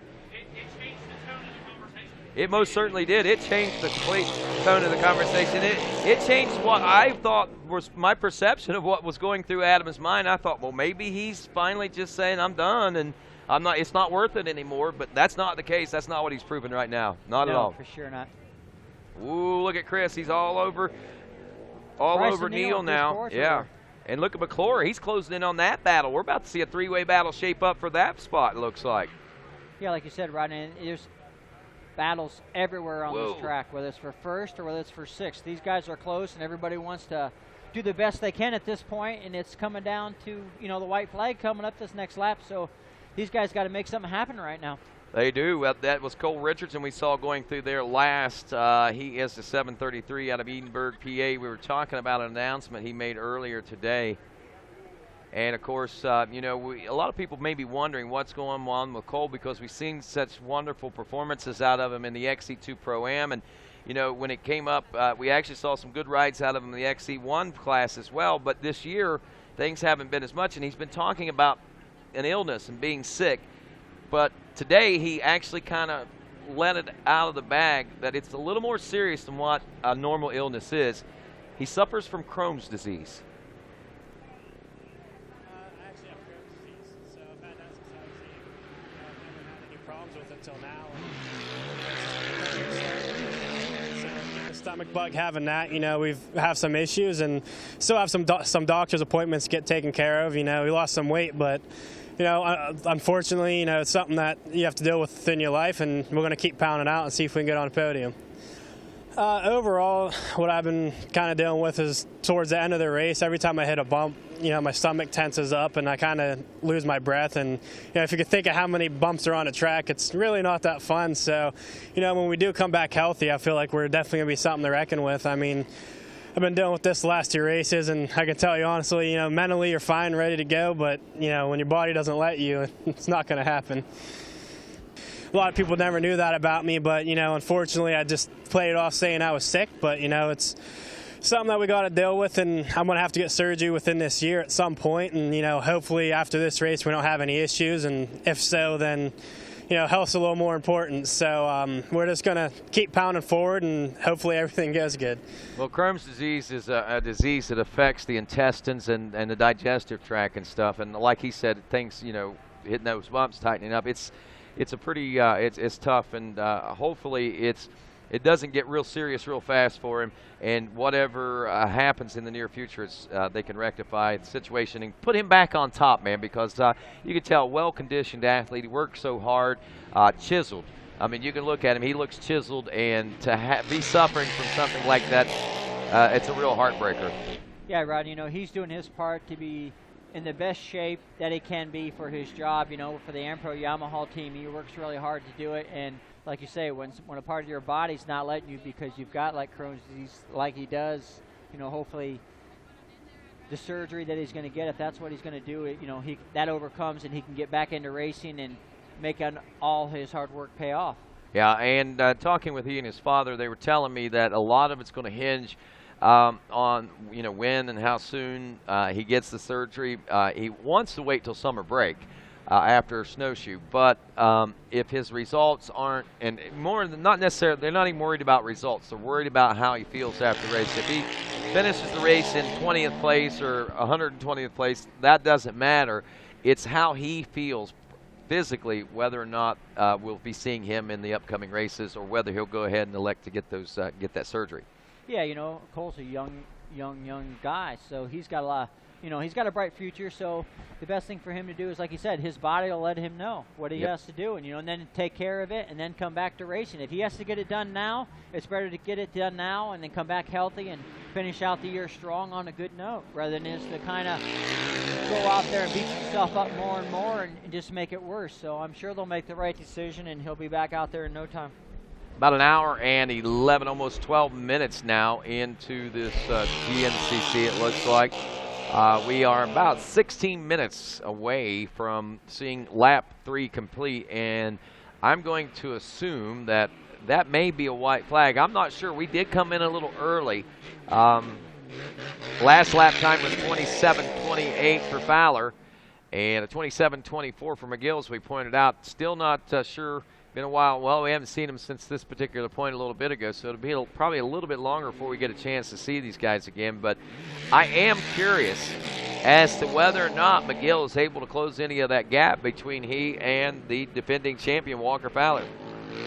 Man, you know what, Rodney? That could change the whole outlook of this game, too. If these guys come through early and they get a 2-lap board instead of the white flag. Yeah. Man, that could make this a real long race. And as rough as this track is getting, I think the lap times would start to slow down a little bit. But, man, they'd have to slow down a lot for them really to get through, only to be a 4-lap race. Right, and I didn't see and didn't notice if the 2-lap board is out yet or not. It may already be out, Fred, but it may be one of those, it may be hinging. They may have waited to throw that one too. So going to be interesting to see. We'll know more here in just a few moments. But again, the interesting thing again is McGill. You know, like I say, I thought he was ready to hang up the boots there for a little bit the way he was talking, and here he is now riding like he wrote 10 years ago, if you want to know the truth. Yeah, you know, I listened to that interview this morning too, and he said something about looking beyond racing or getting his sights on doing something else too, and I thought the same thing. I'm like, man, you know, last year he was on fire, just barely lost the championship, and then this year he comes in, he's up front, and he's had some bad luck, and you know, really didn't finish probably where he wanted to, and then maybe he was playing a trick on us. You know, maybe he just that because right now it's not the same guy in that interview. It isn't. And yesterday was April Fool's Day, so he might have been doing a little lag on that. You never know. Yeah. But hey, and it might have been just a head game for everybody, and maybe it was just a moment that he was going through during the interview, you know, and just a quick realization. But and reality. You know, at some time, you do have to set yourself up for that and what you're going to do after racing and all that. And, you know, maybe he set himself up for that and thought, man, I ain't ready for that. No, I'm not ready to work yet. I got to twist the throttle harder. And, man, he's really rolling on that. He's really rolling today. And he's showing us, you know, the old Adam McGill from the end of last year. You know, he's come back. We missed him the time he made up on Jay Shadron because we kind of really missed him, and all of a sudden, boom, he's there, and now he's ahead of him, and, you know, Walker Fowler's next in line. He's fired up, man. He's setting his sights on Fowler right now, and Walker's been wearing that bullseye pretty doggone good. He's had a couple of good sharpshooters taking shots at him in Bryson Neal and Chris Bort so far this year, but yet has Adam McGill had his shot at Walker Fowler. It could happen here today at Steele Creek, and remember, Fred, anything is possible, especially here at Steele Creek. Don't count anything out. Don't take anything for granted, because we're always on the verge of something different at Steele Creek. Yes, we are, Rodney. And it's these long laps, too, and all the hills and the creeks, and we got these nice river bottoms down here in the sand. And the section we're kind of looking at here in the studio is right along the river, and it's sand, but it gets so whooped out, it's almost falling rough. And we talked about a little bit of that earlier, that this track has everything in it. It's got the big sand loops, it's got the hills, it's got roots, it's got ruts, it's got creeks, it's got bridges. And does it have any rocks? There's like 2 out there. No, you know, you go underneath the bridge. When you come to the bridge and you see all the spectators there, there's hundreds and hundreds of people are yelling and screaming, and it's so cool just to hear the crowd appreciation what you're doing out there, and it just kind of gives you more energy or more strength to keep on pushing. I mean, those guys are down there yelling for everybody. You fall over, they jump in, they pick you up, they pat you on the back, they say, man, keep on going, and you know, that makes it a lot of fun for everybody. Well, answer me this, Fred. What was some of the best memories and some of the standouts for you here? Because I know you spent some years on the 2 wheels here, right? Yeah, the one year we came here was probably one of the first years that we ever raced here. We had a monsoon come in, and we got to a hill, and Rodney Smith, myself, Paul Edmondson, Scott Summers, we all stopped. Nobody could make the hill. We're just, now what do we do? And Jeff Russell and everybody's down there, they're trying to reroute us, and it was just a fiasco, you know, and they got us going the right way, and we come around, and it's amazing how Mother Nature can take a perfect day and just ruin it, you know, and that was a lot of fun. You know, we all had fun. We got stuck. We made it through. I never did win here, but I always enjoyed coming here because the track was always so much fun. And one time I remember I was leading on the first lap, and I ended over a big hill, and Mark Hyde was, at the time, was the cameraman for GNCC, and I looked up, and yeah, sure enough, he's filming. So, you know, racing's a lot of fun, and you never know what's going to happen, and this is a good place. And again, it's amazing how it's grown, though, because the first year here we had a whole bunch of people, and I remember walking the track going, man, this place is cool, and now all of a sudden the community jumped in and started backing it with us, and yeah. Now you can't even find a place to park. Oh, that's crazy. I mean, and it gets like that on Thursday. They start staging in here on Thursday, and this campground's probably, what, a good 1.5 miles, 2 miles long, and I don't know how wide in some spaces, but it is. It's packed bumper to bumper, pit to pit, whatever you want to call it, all the way around this facility. This is one of the larger turnouts we have.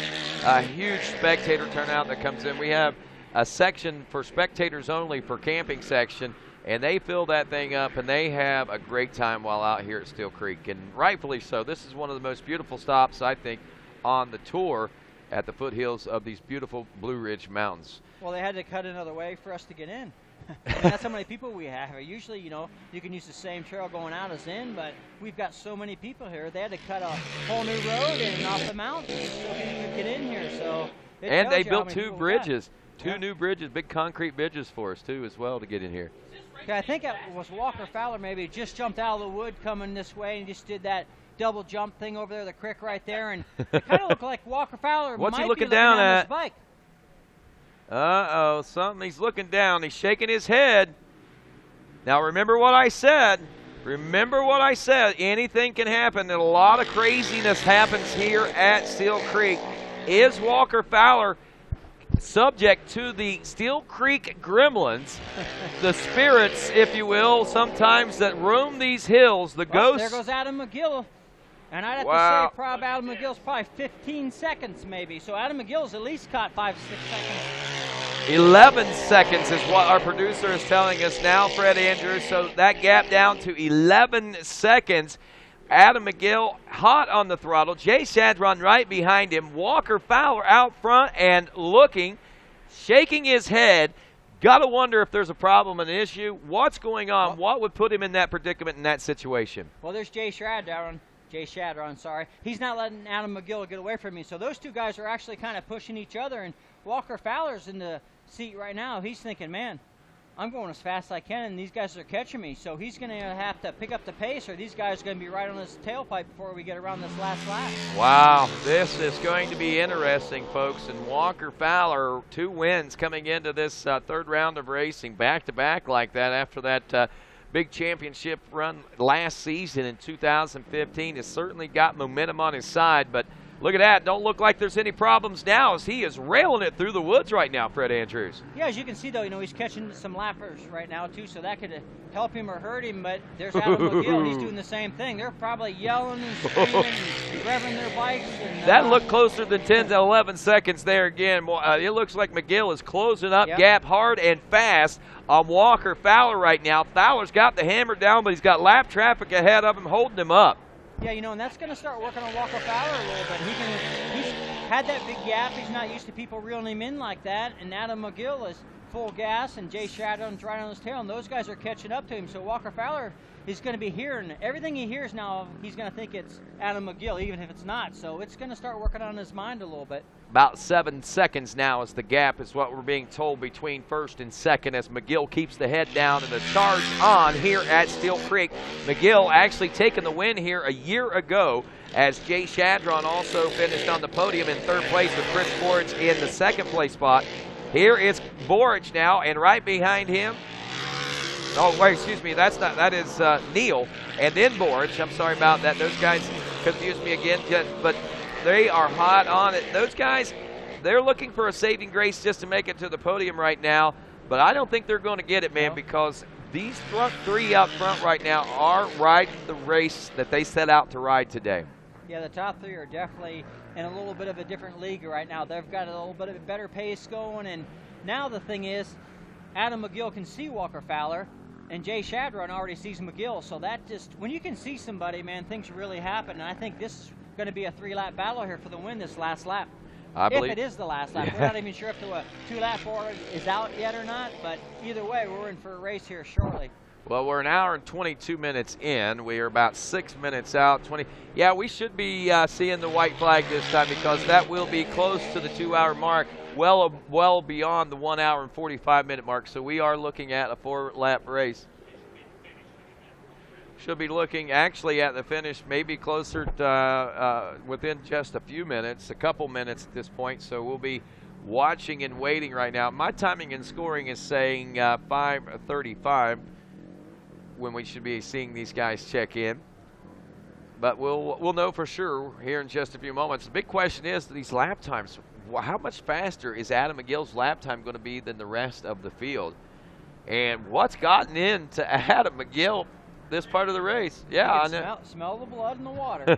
What's gotten into it? Like you said, we talked earlier, he's been there for the last 2 races, but never could seal the deal. And right now, he's sealing that deal. And like we talked about, he's won here twice before, so he likes his terrain. He knows his track. He knows how to set his bike up from last year, maybe. I mean, everything seems to be clicking for him today, and that's important with any type of race. When everything clicks, you're hard to beat, and it looks like today might be it. It might be. If you look at history, Adam McGill won last year. He took third in 2014.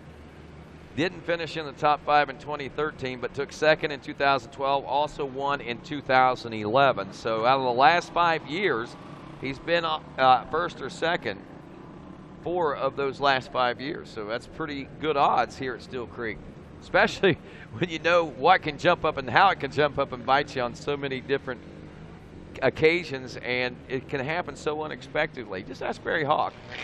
But he'll never live falling into that river off that bridge. That's one of the things that stands out for me.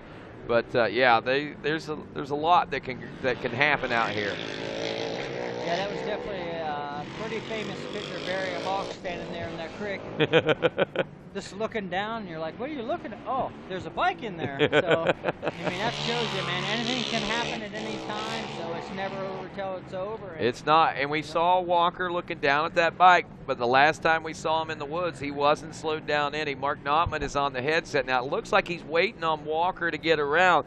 I'll be interested to see what they're going to do. If we got our camera crew heading over there right now, it looks like, so maybe Matt Watson can get in position and talk us through what's going on over there, and maybe we can get a little better scope of what's going on. But wow, man, it's really coming down to the nitty-gritty. When you got to stop in the pits on lap 3, heading into the white flag lap, and you're leading the race, something may not be right. Yeah, I'd have to say it'd have to be something real wrong to stop the last lap, because whatever was affecting me, if he did have a problem out there in the middle section, coming by right here on the screen when he came by there, he was he was flying, so it really wasn't a big problem. But whoa! Top 3 are now wheel to wheel at the bridge, is what we're getting reports of, Fred Andrews. We're going to take a quick break. When we come back, we're going to catch up with all the action. Don't go anywhere. GNCC Live continues here on RacerTV.com. When it comes to guarding your engine, AMSOIL offers the next level performance enthusiasts demand.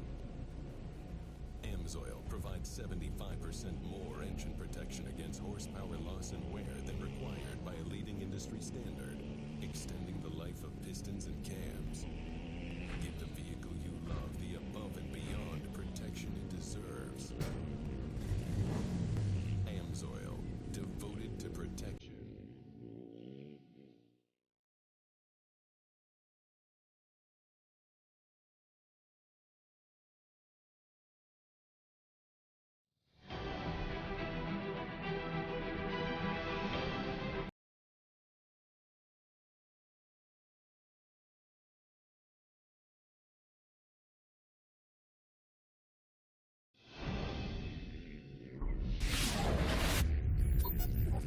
Maxxis tires.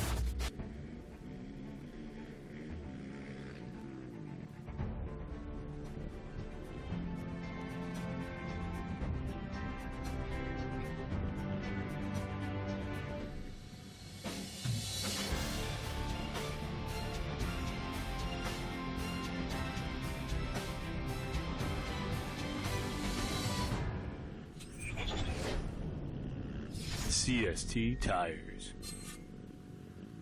I've been with Liat for a lot of years, and I know the dedication they have for safety. When they told me they were coming out with a helmet, I signed right up.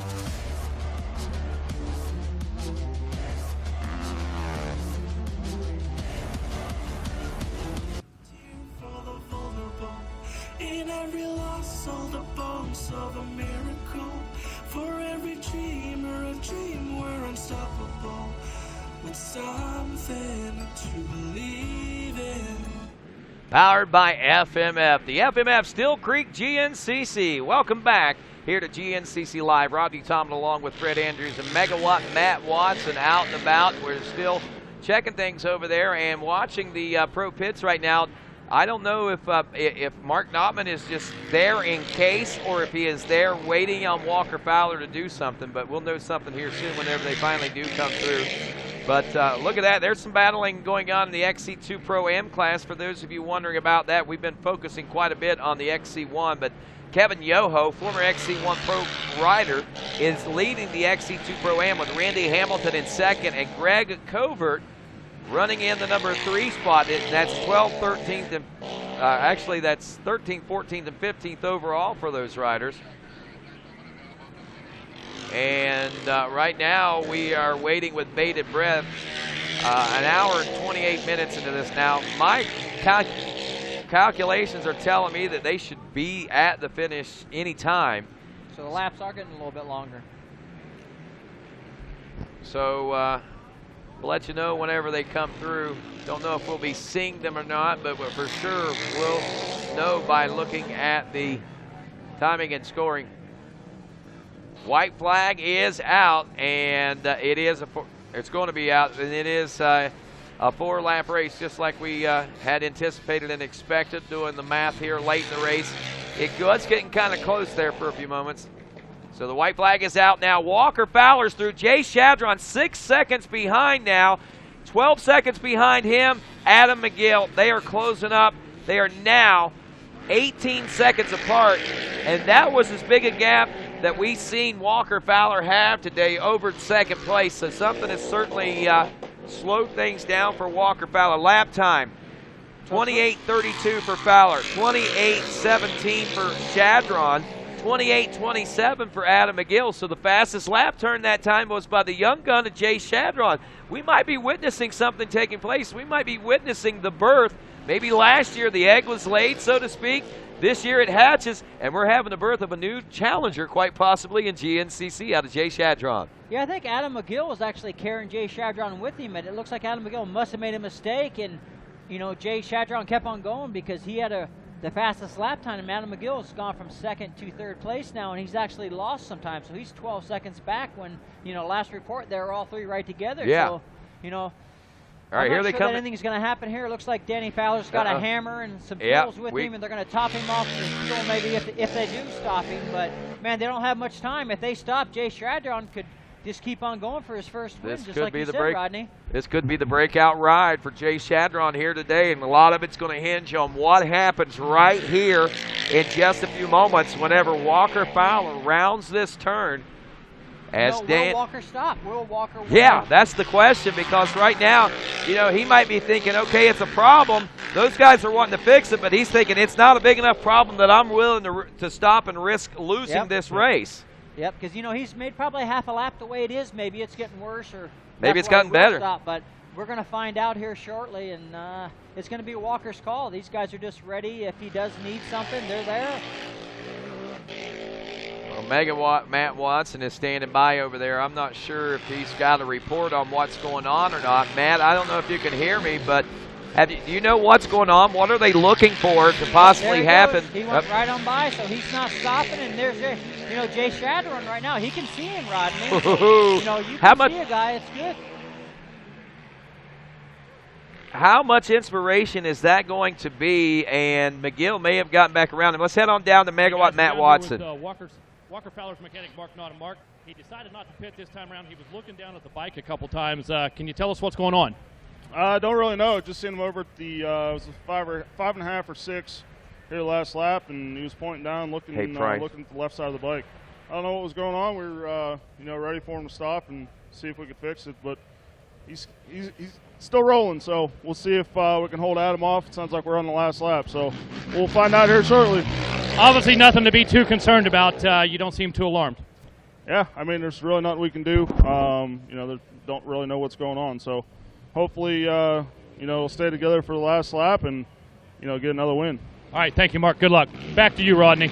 All right, so they saw the same thing we did. They weren't really sure what was going on, but they were ready for anything. Now, that is a on-the-spot pit crew right there. Those guys had tools. They were ready. If he was wanting to stop, they were going to try to fix it. If it was a necessity, obviously, we assumed that it might not be. It could have worked itself out, or he could have gotten used to it and what's going on. But regardless, the big thing right now, Fred, we are about 25 minutes away from a checker flag. If these riders stay on the same pace that they're going, and we have the possibilities of a first-time winner. Well, I think, too, we had it wrong, Rodney. Last time it was Walker Fowler, Adam McGill, then Jay Shadron. Oh, so McGill got back around. He made up that 12 McGill seconds. Just a couple seconds behind him, and Jay Shadron was maybe 3 or 4 seconds back. So we could still have a first-time winner, but the order we had was wrong. Right now we'll be watching them come down here to the FMF PowerPoint. Yeah. You watch the speed these guys carry coming down the hill this time. This is the last lap. There's no holding anything back. These boys are going to be rolling down that hill. And right now, too, lappers. We've got a lot of lappers in the way. So. And we got a split line right here, too, Fred. This might be an opportunity for someone to make a pass. Happen. Yeah. And, right now, you've only got so much time to make it happen. So they're going to want to be close as they can. And hopefully, if they do catch a lapper, they can pounce and make a new line if they have to. But I expect them to come down that hill nose to tail. Well, I'll tell you, I want to give you a rundown of some of the other racing going on. We got in the pro class, Fowler, McGill, Shadron. Neal is 4th, Chris Borch in 5th, Cole Richardson 6th, Josh Merritt 7th, Landon Wolf in 8th, Jerry McCord 9th, Brent Sturdivant rounds out your top 10. Then that is in the overall also in the pro AM class. Kevin Yoho, Randy Hamilton, Greg Covert 1, 2, and 3. Marty Christopherson is 4th, Cameron Bruce in the number 5 spot. Then we got Hunter Hart leading the College A class, and I'm not sure if that puts him in contention for the top amateur or not. Drew Landers runs 2nd. Austin Abney is 3rd. Thomas Kuntz in 4th. And Brandon Eichert in the number 5 spot. Here they come, Rodney, there they are. Right there. Walker Fowler's in the lead. Looks like Adam McGill is right on his tail. And there's Jay Shadron, so we've still got a great three-way battle. Oh, yeah, they're nose to tail now coming around. Some of the Borch Bandits out there watching the battle, waiting on their rider to come through right now. Borch not having the best of anniversary celebrations, I don't guess, but he's still in a top contending ride as far as the top 5 position. And Fred, We keep talking about that podium spot. You got to get podiums. You got to get podiums. But right now, I think it's critical, especially to see how things go. But I think it's going to be pretty critical. All 5 of these guys. We're going to see a lot of wild things going on out of these guys. I think top 5 is going to be a very prestigious place in 2016 as far as ATV racing is concerned. Oh yeah, you know, with the depth of the rider ability we have right now, a top 5 is almost like a win to some of them. You know, yeah. There's no room for error. All these guys are going so fast and they're so close to speed that, you know, top 5 is great. Yes, it is. And looking at some more of these riders coming down the hill, I think this is the battle for the 4th place. I believe Neal and Borge. Yep. Neal and Borge making their way down the hill now. So calculated on that coastal machine right now, and Chris Borge getting the push and the go-ahead by his Borge Bandits. Yeah, the Borge Bandits. I'm telling you, we got to get Borge to grow a big bandit mustache, you know, like a Smokey and the Bandit mustache. Hey, J.D. Brown leading the Junior A 22+ class. Michael McAvoy running in the number 2 spot. 29, Steve Covert is 3rd. Josh Konachek is 4th there. 5th place, Jeff Miller in the Junior A 22+ class. Looking next at the Bet A class, Adam Reid, Fred Marley 1 and 2. Dustin Hendershot is running in the number 3 spot. Bam, Joey Margaria in 4th of the 788. And Richie Brown rounds out the top 5 in the Bet A class. Now looking at some of the Senior A-B class, Todd Demery leading Mark Batson. Rusty Repass in the number 3 spot with John Galata, whose son won the overall this morning in the 10 o'clock race. The 518 of Galata with 5th place being Jeff Range, the 129. Oh, man, Lane Coyle was leading that class early on. He dropped way back, it looks like, into 6th place. Now we go to the College B class. Dustin Atkinson leading Caleb Hagan now. As we look back to the number 3 spot, Morgan Flannery with Eli Kiger. That is Coastal Racing Bryson Neal's teammate, the 808, in 4th place in that College B class, with 5th place going to Shane Pitzer, the 347 machine. Next class, led by Charles Dodson, is the Junior B 22+ class. William Myers running in the number 2 spot. Eddie Whistler in 3rd. Brian Tunney is 4th, and Brian Felicki rounds out your top 5 Junior B 22+ class. The Bet B, Corey Blegiewicz in the number 1 spot with Dale Batson running in the number 2 position. Philip Thayer is 3rd, Alan Tuttle in 4th, and Brian Epley rounds out the top 5. And that is a look at your top 5 there. A little past the midway point, but we still want to say thanks to our good friends there at Midstate Chevrolet, the home of your next new car, truck, or van, where they stack them deep and sell them cheap. Don't forget, there's also some other cool things. Are we doing Twitter? Are we doing the Twitter contest again today? I believe so. Don't forget, Twitter contest is going on again. Pick your podium predictions and hashtag them GNCC Live. You don't have to be right. You just got to hashtag it GNCC Live, and we'll pick a winner randomly here at the end of the show, and we will award them with $250 in great AMSOIL products. Well, right now, as we look at the action, we are now about an hour and 38 minutes into this race. Leaders due in just under 19 minutes. Walker Fowler still leading Adam McGill and Chase Shadron, with Bryson Neal and Chris Borch about a minute and a half back now in the 4th and 5th place positions. And GNCC Live continues after this. When it comes to protecting your engine, AMSOIL offers the next level performance truck owners demand. AMSOIL provides 75% more engine protection against horsepower loss and wear than required by a leading industry standard, extending the life of pistons and cams. Give the vehicle you love the above and beyond fortification it deserves. AMSOIL, devoted to protection.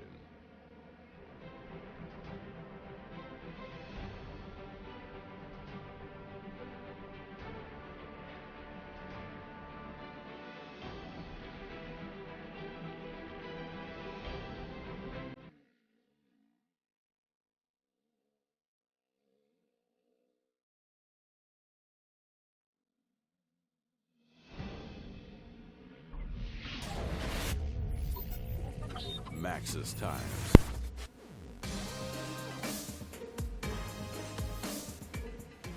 Rocky Mountain ATV MC, our goal has always been to get you the best price and provide quality service. Now, we're giving you one more reason to shop with Rocky Mountain. We call it Quick Cash. It's simple to get. Just place an order with a qualifying Quick Cash item and get cash to spend on your next order. Try it out today. RockyMountainATVMC.com. Get ready. I'm a sore loser. I'm a sore loser. Losing is not an option for me. Be the best. The best? The best. You have to have the best equipment under the hood. That's why I only use Cometic products in my engines. Cometic gasket. Cometic gasket. Cometic gasket. Cometic gasket, a superior quality gasket For those of us who demand the highest level of performance.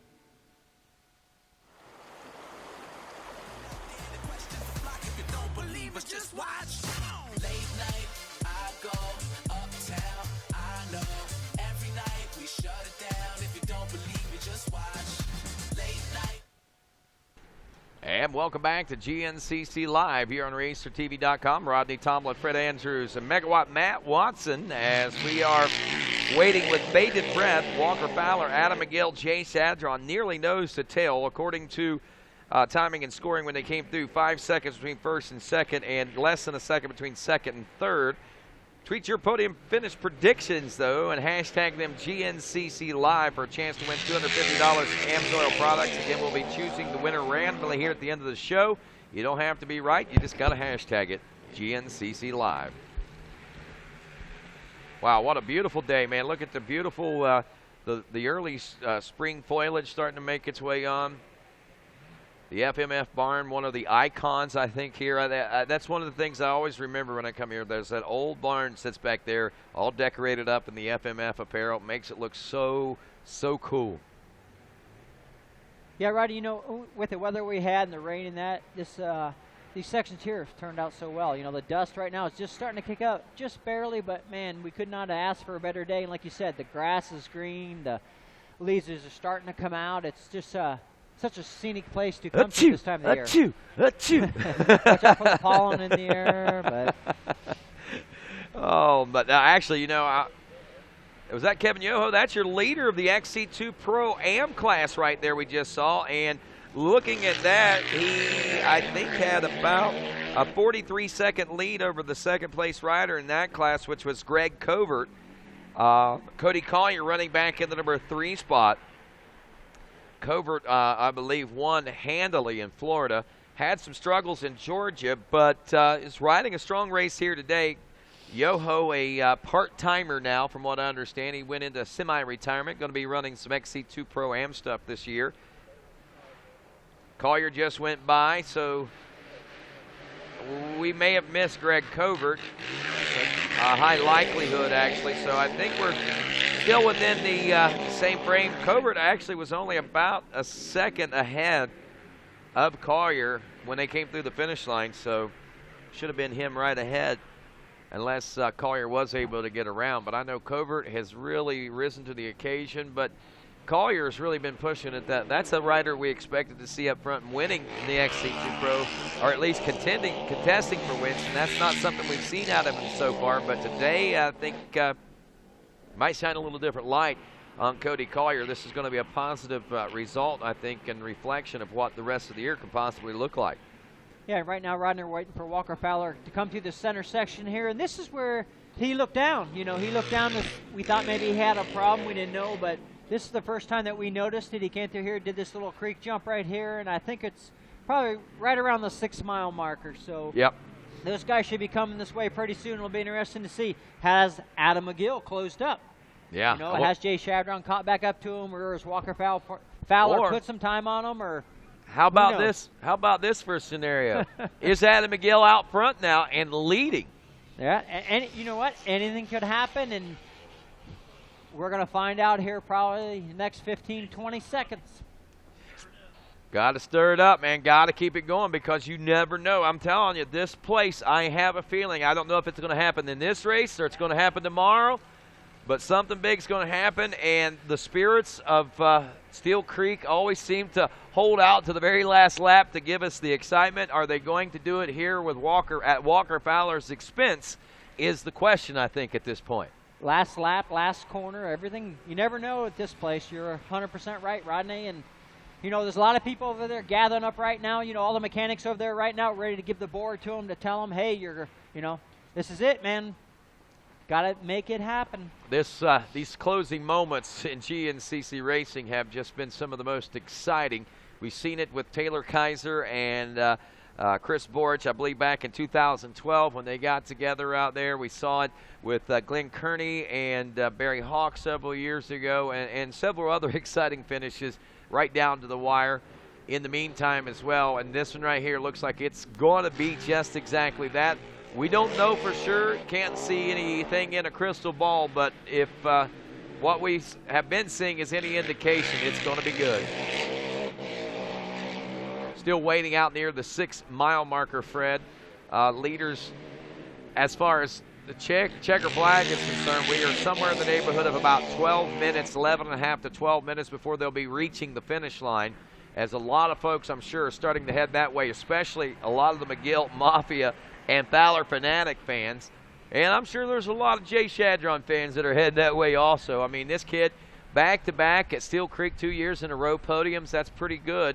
We were looking at him really probably riding the strongest race. This might be the strongest race that he's ridden the entire 2 hours, even considering the exceptional ride that he had at the Mountaineer Run a couple of years ago as a rookie.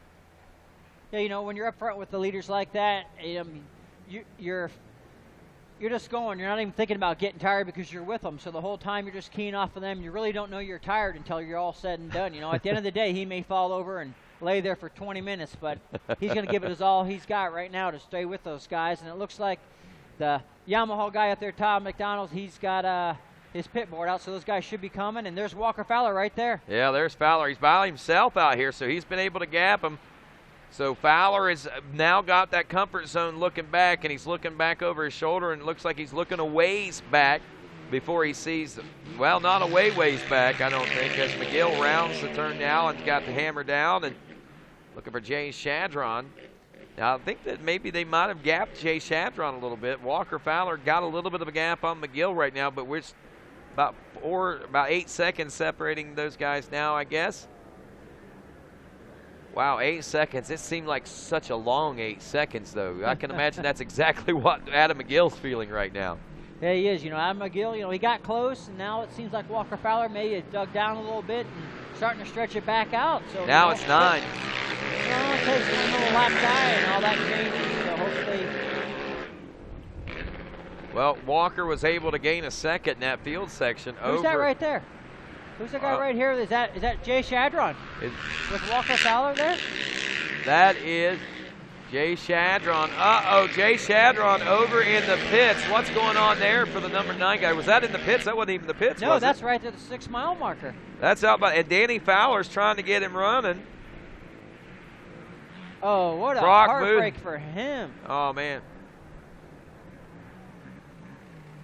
So Walker Fowler coming by in the bottom screen right there, and he's just pouring the coals to it, trying to get around to the checkered flag. And there comes Adam McGill. He's not going to let Walker Fowler just have it. He's chasing after him. But the big story is Jay Shadron. What happened to him? Man, what a heartbreaker there for Jay Shadron. 9 seconds still between first and second. That means we got a new third-place ride. Bryson Neal and Chris Borch are now battling for the final podium spot out there. Whoa, that changes everything right now. These guys will be getting a pit board saying, hey, you're and there they are. Top left hand of your screen. If you're watching on RacerTV.com, it is Neal out ahead still of Borch, it looks like. But I think if somebody tells Borch what's going on, the scenario might tighten up a little bit and get a little more intense out there. But wow. Oh yeah, for sure. This is a brand new battle right now. It most certainly is. It goes from third to the final. From fourth to final podium position. And in all honesty, for Chris Borch, if he can move from fifth to third, the valuable championship points that he'll be able to save that he has lost right now. They're saying that maybe Shadron's motor might have let go, believe it or not. Which kind of makes sense, Rodney, because they were pushing him when he would try to bump start. The rear wheels wouldn't even turn over. So they just stayed skidding on there. So maybe the motor is locked up, and man, that's a hard break for that kid because he rode the wheels off that thing today. Well, what kind of inspiration will that be for him heading into the next 2 South Carolina rounds? We got the familiar Big Buck GNCC coming up in a couple of weeks, and then after that, we got a brand new round in South Carolina. So he might be itching to get back down south pretty soon. Yeah, here comes Bryson Neal with Chris Ford still hot on his tail. Well, these riders have ridden their race back there, and they have not been in contention with a podium position for quite some time, a minute and a half behind the third place position, and they got a big break today. Both those riders get a break. They both are going to be able to gain some of those points that they wouldn't have. So, you know, that might tell a bigger story at the end of the championship than what we realize. That one little misfortune of Jay Shadron's that turns into breaks for everyone behind him. Yeah, there's no doubt about it. Every point is critical, and, you know, we said 100 times, and it's never over till it's over. It's just, you know, a shame for Jay. He had such a great ride going today. He was doing everything right, kept himself in position to get a podium finish, and, you know, to have the motor let go, it's definitely a heartbreak for him, but I'm sure he'll rebound and he'll be back for the next round. All right, go ahead, update.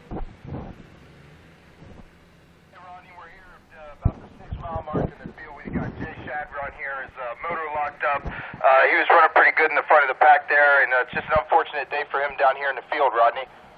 10-4 Griffin. So it is a motor lockup then? We got a motor lockup. Just broke down here in the field just as he was getting up with the leaders. It's unfortunate.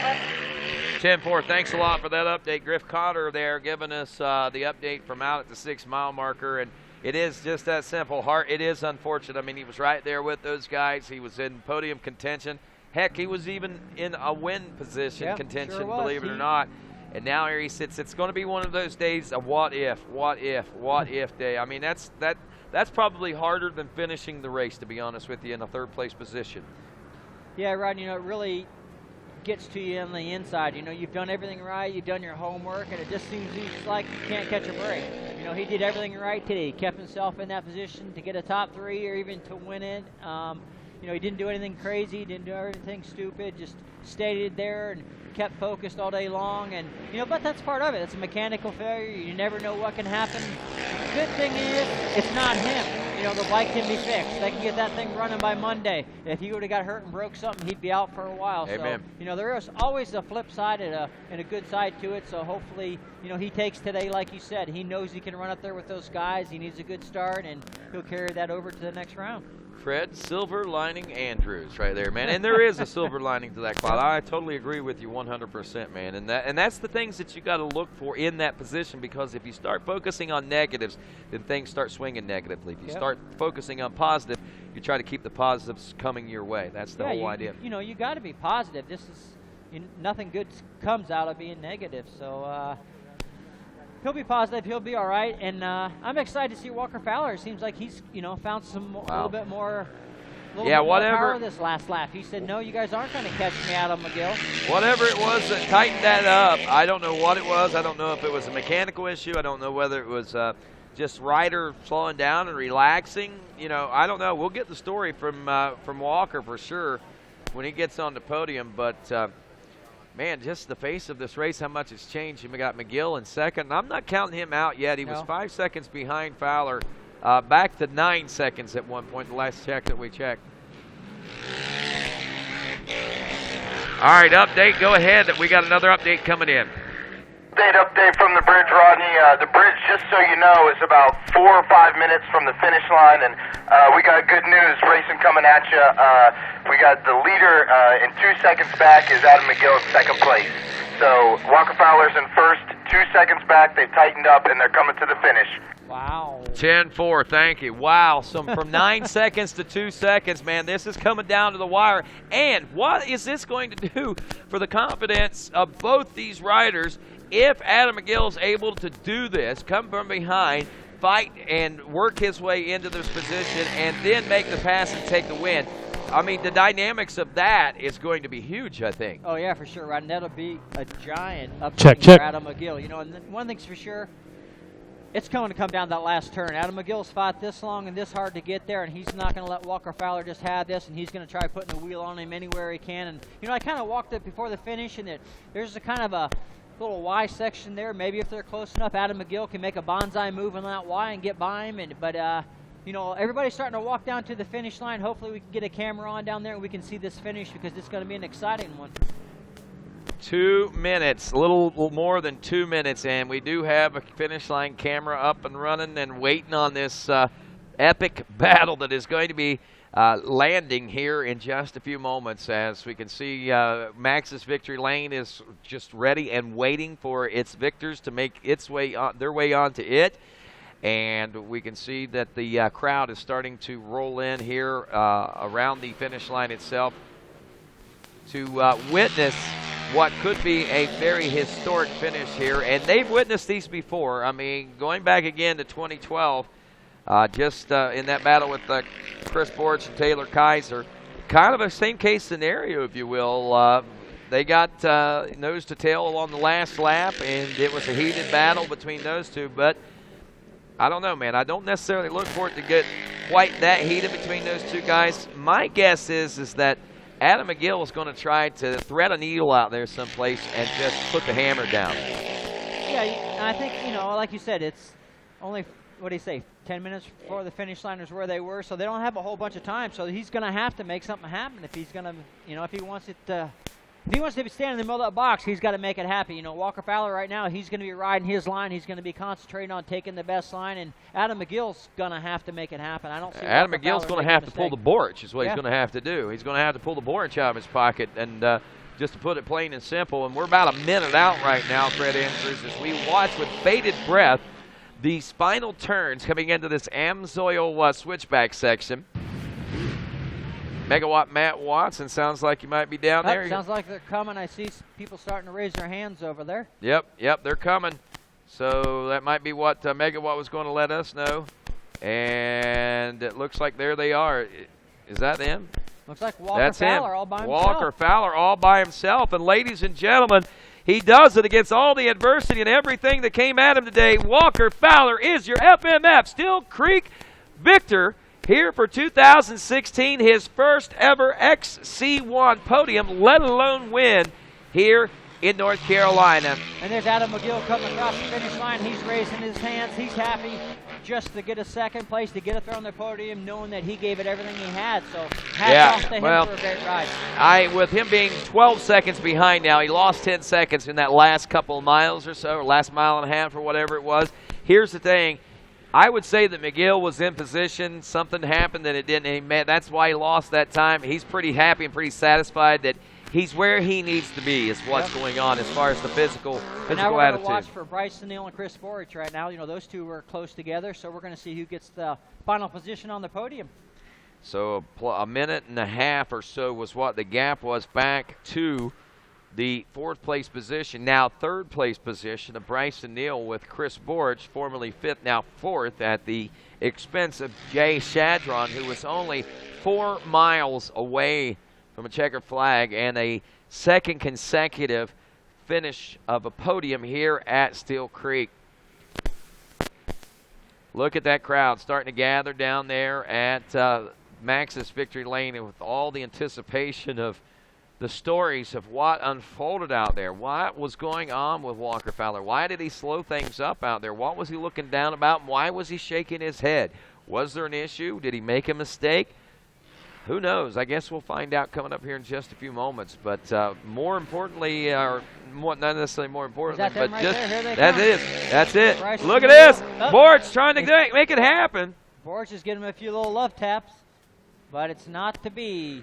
Nope, not going to happen. He can't muscle out the chiseled athlete of Bryson Neal as he takes the number 3 position and consecutively a third race in a row that I believe that Bryson Neal has landed on the podium, and each time has had to come back from adversity, except for maybe round 1.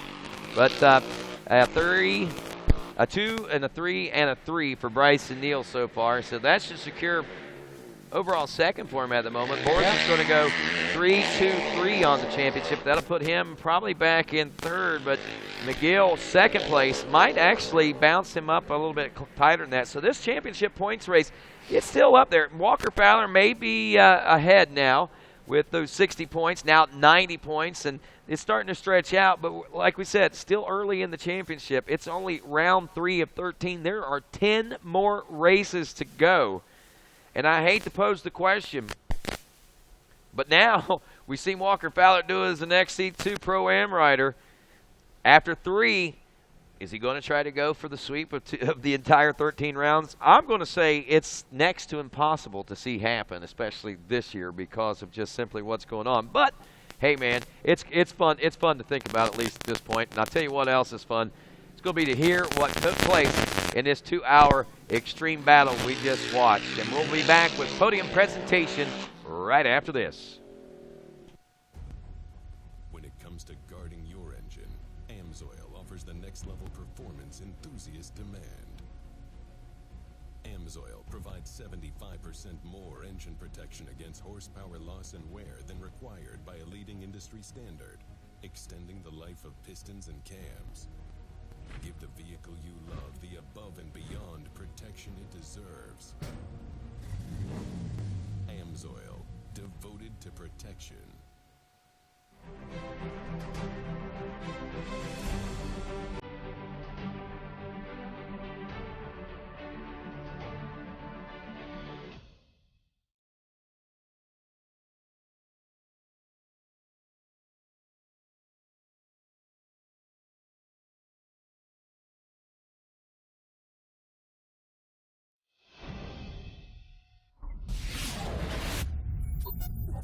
Maxxis Tires.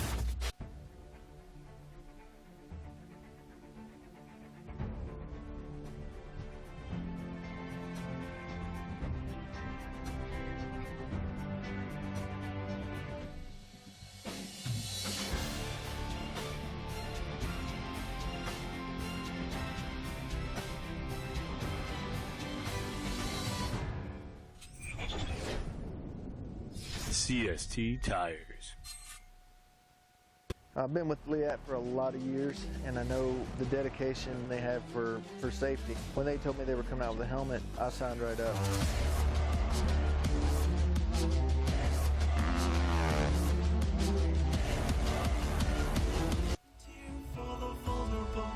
In every loss, all the bones of a miracle. For every dreamer, a dream we're unstoppable. With something to believe in.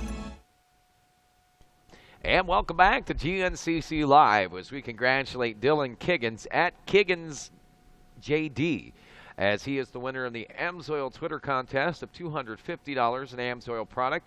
His guess was Walker Fowler, Adam McGill, and Chris Borch, and he hashtagged it GNCC Live. And if you're going to be watching tomorrow, make sure that you're going to be doing the same hashtag as we'll be doing it again tomorrow with our two-wheel side of the action there, Fred Andrews. It'll all get underway again about 1 o'clock. And you got to play. Doesn't matter what order. You just got to play. You know, put down who you think's going to win. It's just, you know, in the bike class, it's just like the, you know, the UTV class. You never know who's going to win. There's so many good guys out there, but, you know, it doesn't really matter. As long as you play and hashtag that, you could be a winner.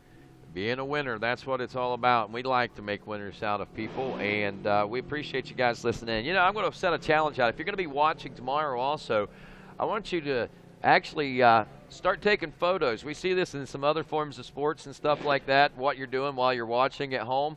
I want to start doing a little segment on that so we can see what's going on, and we'll start doing some of those Twitter pictures. How do you watch GNCC Live? And if you're Instagramming, go ahead and Instagram as well. Hashtag GNCC Live. And tag us at RacerTV as well. That way it all puts it right in there, and we'll get your photos up. That'd be cool. How do you GNCC Live? That's the new segment we got coming up. How do you GNCC Live? Instagram, hey buddy, GNCC Live hashtag again at RacerTV on Instagram and on Twitter. Man. love it, man. Things are going so well. Good racing. We're waiting on podium presentations right now. As far as XC2 Pro-Am class riders are concerned, Kevin Yoho is still on his way in. He's about 2 minutes out. Greg Covert was second. Cody Collier was third. However, Collier was running about a 20-second faster lap time, and he was only 1.2 seconds back, so we could see a bit of a change there. As far as the top amateur overall, the rider that was not in an XC1 or XC2 class from the amateur ranks, our College A class leader in 24th place overall, Hunter Hart, is the current top amateur heading into the, this final lap, according to timing and scoring right now. As we continue to watch this racetrack out there, we might catch a glimpse of Yoho coming up here in just a few moments. Yoho riding on board the number 12, coal miner by trade, operates heavy equipment above ground.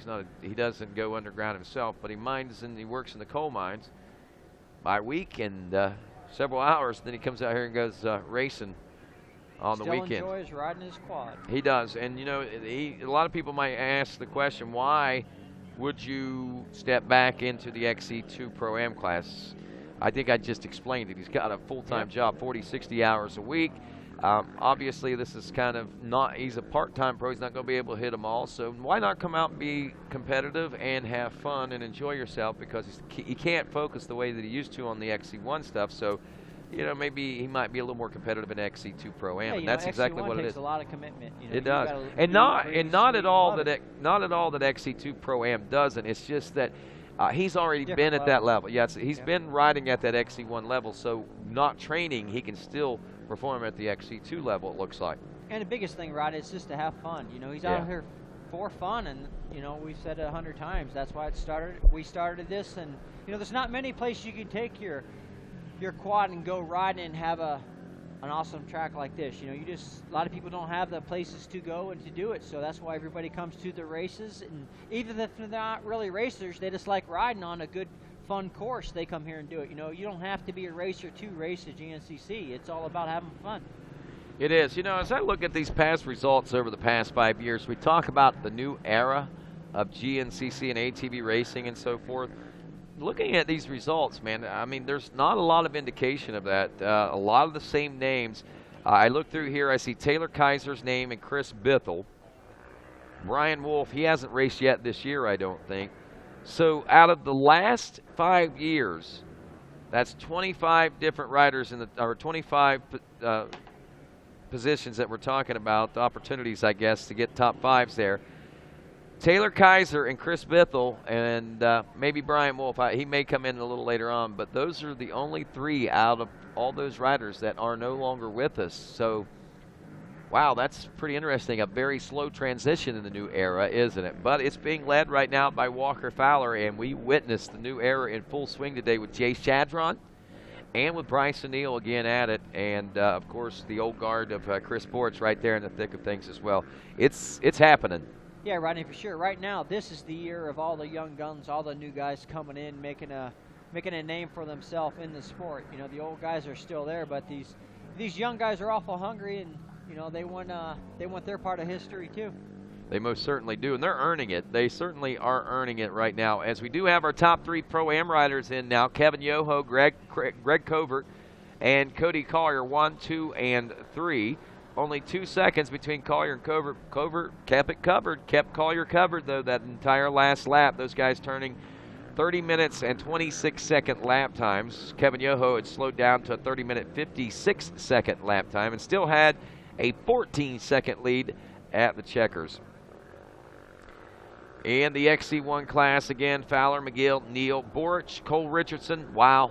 I don't know how he's feeling with the Crohn's disease and everything, but what a solid ride he got. That's not in class. That's 5th place. Well, he got in class, but he also got 5th place overall. Josh Merritt in 6th, Landon Wolf in 7th. Kevin Yoho, your XC2 Pro-Am winner, finishes 8th overall. Greg Collier, Covert rather, is 9th aboard the 21. Then Cody Collier, the 201, in 10th. Johnny Gallagher, 11th. Aboard the number 10, Brent Sturdivant is in 12th. Randy Hamilton in 13th. 14th is Tucker Wyatt. And your 15th place position is going to be Marty Christofferson. So right now we kind of wait for bated breath right now for podium presentations.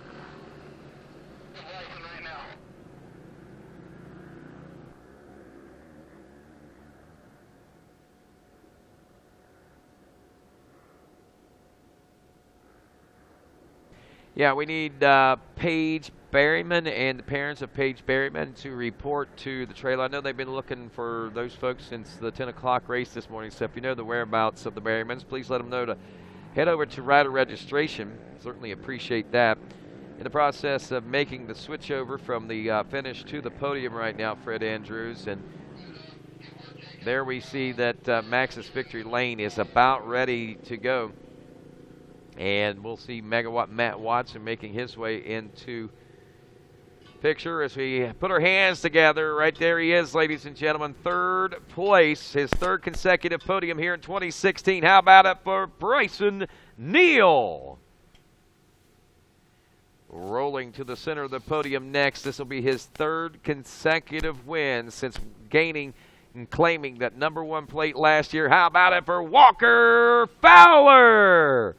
By the way, Walker Fowler's first podium and first win here at Steele Creek as an XC1 Pro Class rider. And coming to the podium as well, finishing up in 2nd.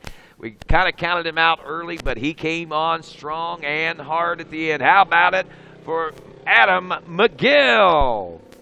2nd place right there, folks. I'm telling you, that is some exciting things that we had going on today. A lot of stories that we're about to hear, and after this one is all said and done, we know that there's going to be a lot of stories that's going to be told. I can't wait to hear what these stories from this Steele Creek GNCC are going to entail. A little bit of everything, as they always do. Look at that neat trophy right there. Those are the trophies. You got the big one and the little ones for 2nd and 3rd. But FMF actually designed and made the trophies at their home shop out there in California. Those are based on the Steele Creek, the trout and everything. And there they are. There's your top 3 and the top 3 trophies. Ladies and gentlemen, put your hands together for your top 3 overall. Bryson Neal in 3rd, Adam McGill 2nd, and Walker Fowler, your champion, as they hold those trophies high above their head. Yeah, it's not real high. You know, Rodney, those are some awesome-looking trophies. They are. You know, something that's so unique, and GNCC's been doing a great job of that this year and over the past few years, making cool trophies for each event. And look at the smiles on those guys' faces. You know, they rode their wheels off those things today, and you know, from seeing the pictures of the track. All right, Morganton, let's hear it, North Carolina, for our top 3 overall today. Walker Fowler. We got the madman himself over here, Adam McGill, and Bryson Neal with 3rd place today. Come on, North Carolina. Let me hear. That's what I'm talking about right there. Hey, we're going to make our way over to 3rd place right now. Bryson Neal. Bryson, man, oh man, what a drama-filled race it seemed like. A little bit all over the place, but man, you never let up and the pressure was on all day. Yeah, going all the way back to my youth days, I've just never really had that good of luck at this track. It just always fought me, but boy, we're happy to be on the podium today. We caught some luck on the last lap. We don't really want to get on the podium like that, but here we are. So we dug deep, and the team, they was out there pointing lines, pointing pit boards, and never gave up on me, and I tried to push my best all the way to the end, and here we are. Well, I think you summed it up when you said you dug deep. No question about that. From start to finish, man, you were in this thing. You were competitive, and you never let up. Lap time's very consistent all the way through despite the traffic. So you got to be pleased ending up here on the podium today. Oh, yeah, for sure. I can't thank my whole team enough. I mean, my mechanic, Tyler King, I mean, that boy, he puts in so many hours. I mean, my heart goes out to him. He puts his heart and soul into this bike, and I mean, this wouldn't be possible without him solely. I'd like to thank the whole Coastal Racing team, Scott Kiger, Barry Hawk. I'd like to thank my dad, my mom, my sister. I'd like to thank Lone Star Racing, Max's Tires, Liet Neck Braces, MSR. I'd like to thank DWT, Dirtworks, Axis Shocks, Micah, Waynesburg Yamaha, FMF, Bellray, Pro Taper, Precision. I'd like to thank Henson, IMS, Super B, Twin Air, everybody else who helps me out. Stuck MX, I sure do appreciate it. We got a little behind the 8 ball and getting the bike done, but thank you guys, everyone, to the fans, everyone who's cheering out there. You guys are awesome.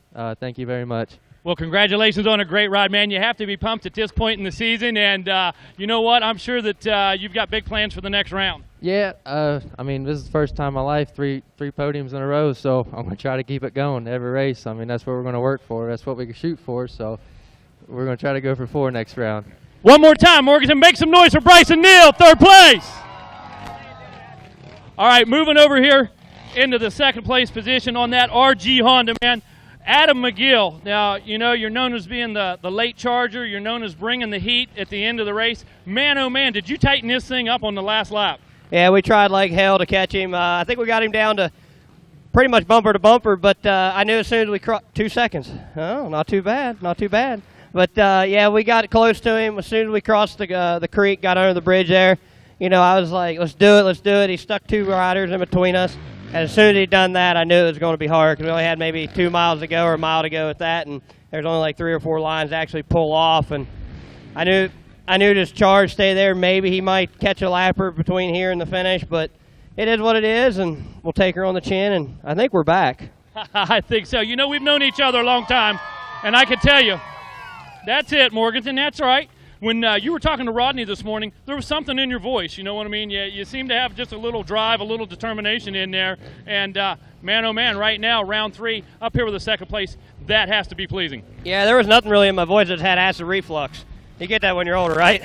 Yeah, why would you ask me? I don't know. You're a little over me, right? You got that right, but I want to tell you something. It takes a big program and a lot of people to do what you did today, and I know you're very grateful and thankful to a bunch of people. Who are they, Adam? Oh, for sure. You know, my dad put this bike together. I tried breaking it today.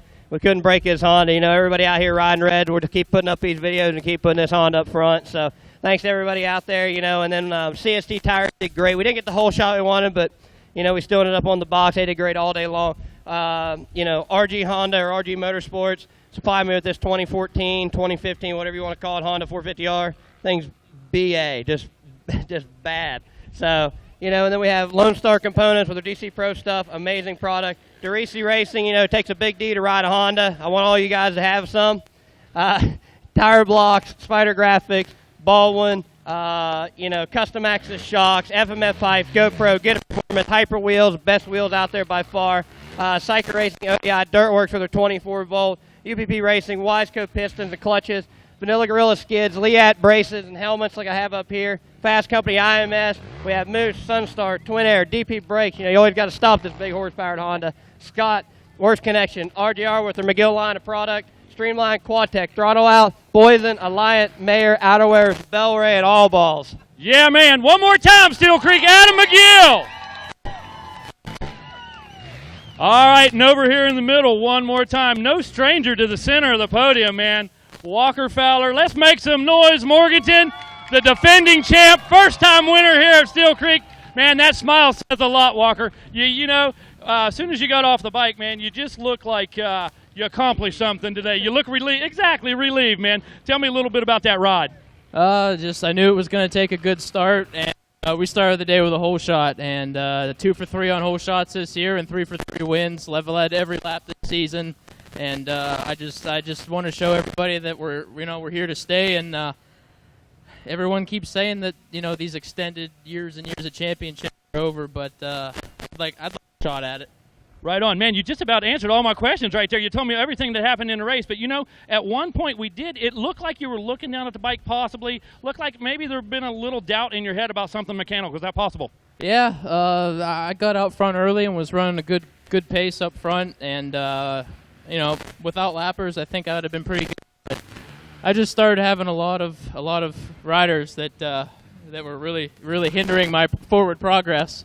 And Adam caught me quick, fast, in a hurry, and then, we all had to, we picked it up quite a bit. I mean, maybe our lap times don't show it, but we had to ride so aggressive after we would get held up for 30 seconds or a minute, knowing that Bryson and Boric and Jay Shadron were going to be catching us, because it was, we'd catch groups of riders, and it was just, I think what happened is it filled my radiator full of sand and leaves, and the bike started running really hot, and then we were starting to push really hard there at the end, and the old girl finished, but I'm glad there was not another lap. Right on. Hey, let me ask you. You mentioned about the about hammer down, about the effort. Tell me a little bit about this year's pace. I think Mr. Chris knows that it hasn't slowed down any. That's all I have to say. Hey, man, I know this much. An impressive ride, a determined ride as usual. You knew the job at hand. You went out and you took care of business, no doubt about it. But I know one thing. You have got a ton of people behind you, big guy. Who are they? Just first and foremost, want to give the glory to God and just thank Him for answering our prayers to keep my sister healthy. She's actually in attendance with us this weekend, and that really means the world to me. She hasn't been to one of these races in a lot of years. So, Em, it's awesome to have you here and being healthy. My awesome family, thank you guys so much. My man Luke Barker doing some good filming for us, keeping all the fans in touch with my racing. My man Mark Notman here, he kind of towers over the crowd. Thank you for all the hard work you do and taking time off of work for being able to come and train and get this machine 100%. That's, like I said in the post-race interview, I think that's something that's really setting us apart right now is just our testing and tuning and time that we're really putting into this machine. We're trying to stay a step ahead of everybody. Definitely got to give it up to the whole NFAB and Pro Yamaha team. These guys do a phenomenal job and get us everything we need, the tools to win. Definitely got to thank Maxxis Tires. These whole shots are starting to be really great. I really do appreciate it, guys. Hill International Trucks, Lone Star, MSR Gear, Fox Suspension, DP Brakes, Tire Balls, Hyper Wheels, Vortex Outerwears, Precision, and Georgia Precision. Thank you, George. Moto Seat, FMF, Anti-Gravity Batteries also helping with this 24-volt start system we got where this thing's lighting up so fast this year. Cycra, VP Racing Fuels, Wiseco, Waynesburg Yamaha, Atlas, IMS CV4 Works Connection, webcams. That's a new one we brought on this year, and we got some big ponies under the seat. GYTR, DID, TM Design, D4 Power Sports, D&V Trucking, Bell Helmets, Scott Goggles, Graphic Works, Paul Turner. Definitely got to thank the Richardsons for everything they do behind the scenes, and Steve in the Woods. And definitely want to say hi to my girlfriend. Her family are watching. Thank you guys. Appreciate it down in Florida. And I definitely want to thank Bill Balance. We spent some time with him this weekend, and we got a surprise coming for the next race, and it has 4 wheels, but it might have 2 people in it. Oh, okay. Getting a little tempting little secret let out there. So we're looking forward to seeing that, man. An amazing race here today. One more time, North Carolina. Let's hear it for Walker Fowler. All right, as usual, Adam has something else to say. Now, we got the VFR guys that came out here. We did a Spadino dinner for a lot of people here. I want to thank Carrabba's and Hickory.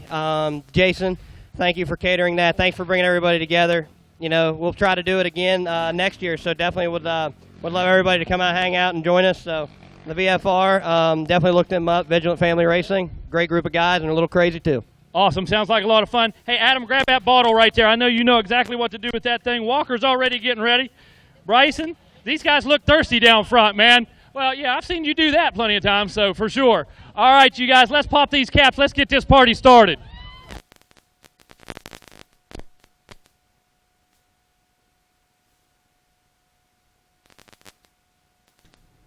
Well, there you have it, folks.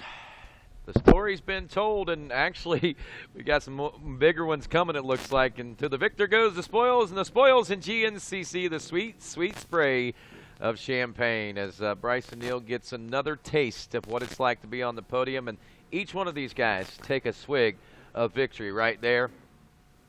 And congratulations to them all. And, wow, Adam, good job today, man. You really surprised me after that interview this morning. Bryson, again, and obviously Walker Fowler is certainly a joy to watch. There's no doubt about it. And with what he said, does that mean that he and Bill Balance are going to be riding in a side-by-side? I mean, that's what I kind of gathered out of that. I don't know. Sure does. Sure sounds like those two are going to be teaming up and riding a side-by-side here at the next event. And I'm impressed with Bryson Neal because he just keeps on chugging away. He's not giving up. He just keeps on going, pounding lap after lap after lap. And, his lap times are real consistent. And his starts, if he can get his starts a little bit better, he'll be up there with these guys up front and, see if he can't get that win. That's, eventually that's what he's really looking for. But he's really riding strong. Chris Borch had a good Hold that thing today. up over your head there, Walker. Walker. Those guys had a good ride today. All right, let's head back down to the podium with Megawatt. A little extra something in your pocket there. Extra $250 from Wiseco with the XC1 Whole Shot Award to your winner here today, Walker Fowler. All right, thanks. Gotta like that extra $250 from Weisco. We appreciate that. And look at the every swag little bit flying. counts. And there's Adam McGill throwing some swag out to the Mafia, and anybody else that wants to catch a nice pink T-shirt. Well, reflecting on your final thoughts there for a moment, and my final thoughts are that, again, the new era is upon us, and we've got some pretty exciting things, and what happens next, nobody knows. You're going to have to join us in just a couple weeks when we go to the Big Buck GNCC. Come back tomorrow, though, so we'll be back live with two-wheel action and a lot more taking place right here at the FMF Steel Creek GNCC. On behalf of Fred Andrews, Megawatt Matt Watson, and our entire staff here at RacerTV.com, great day, everybody.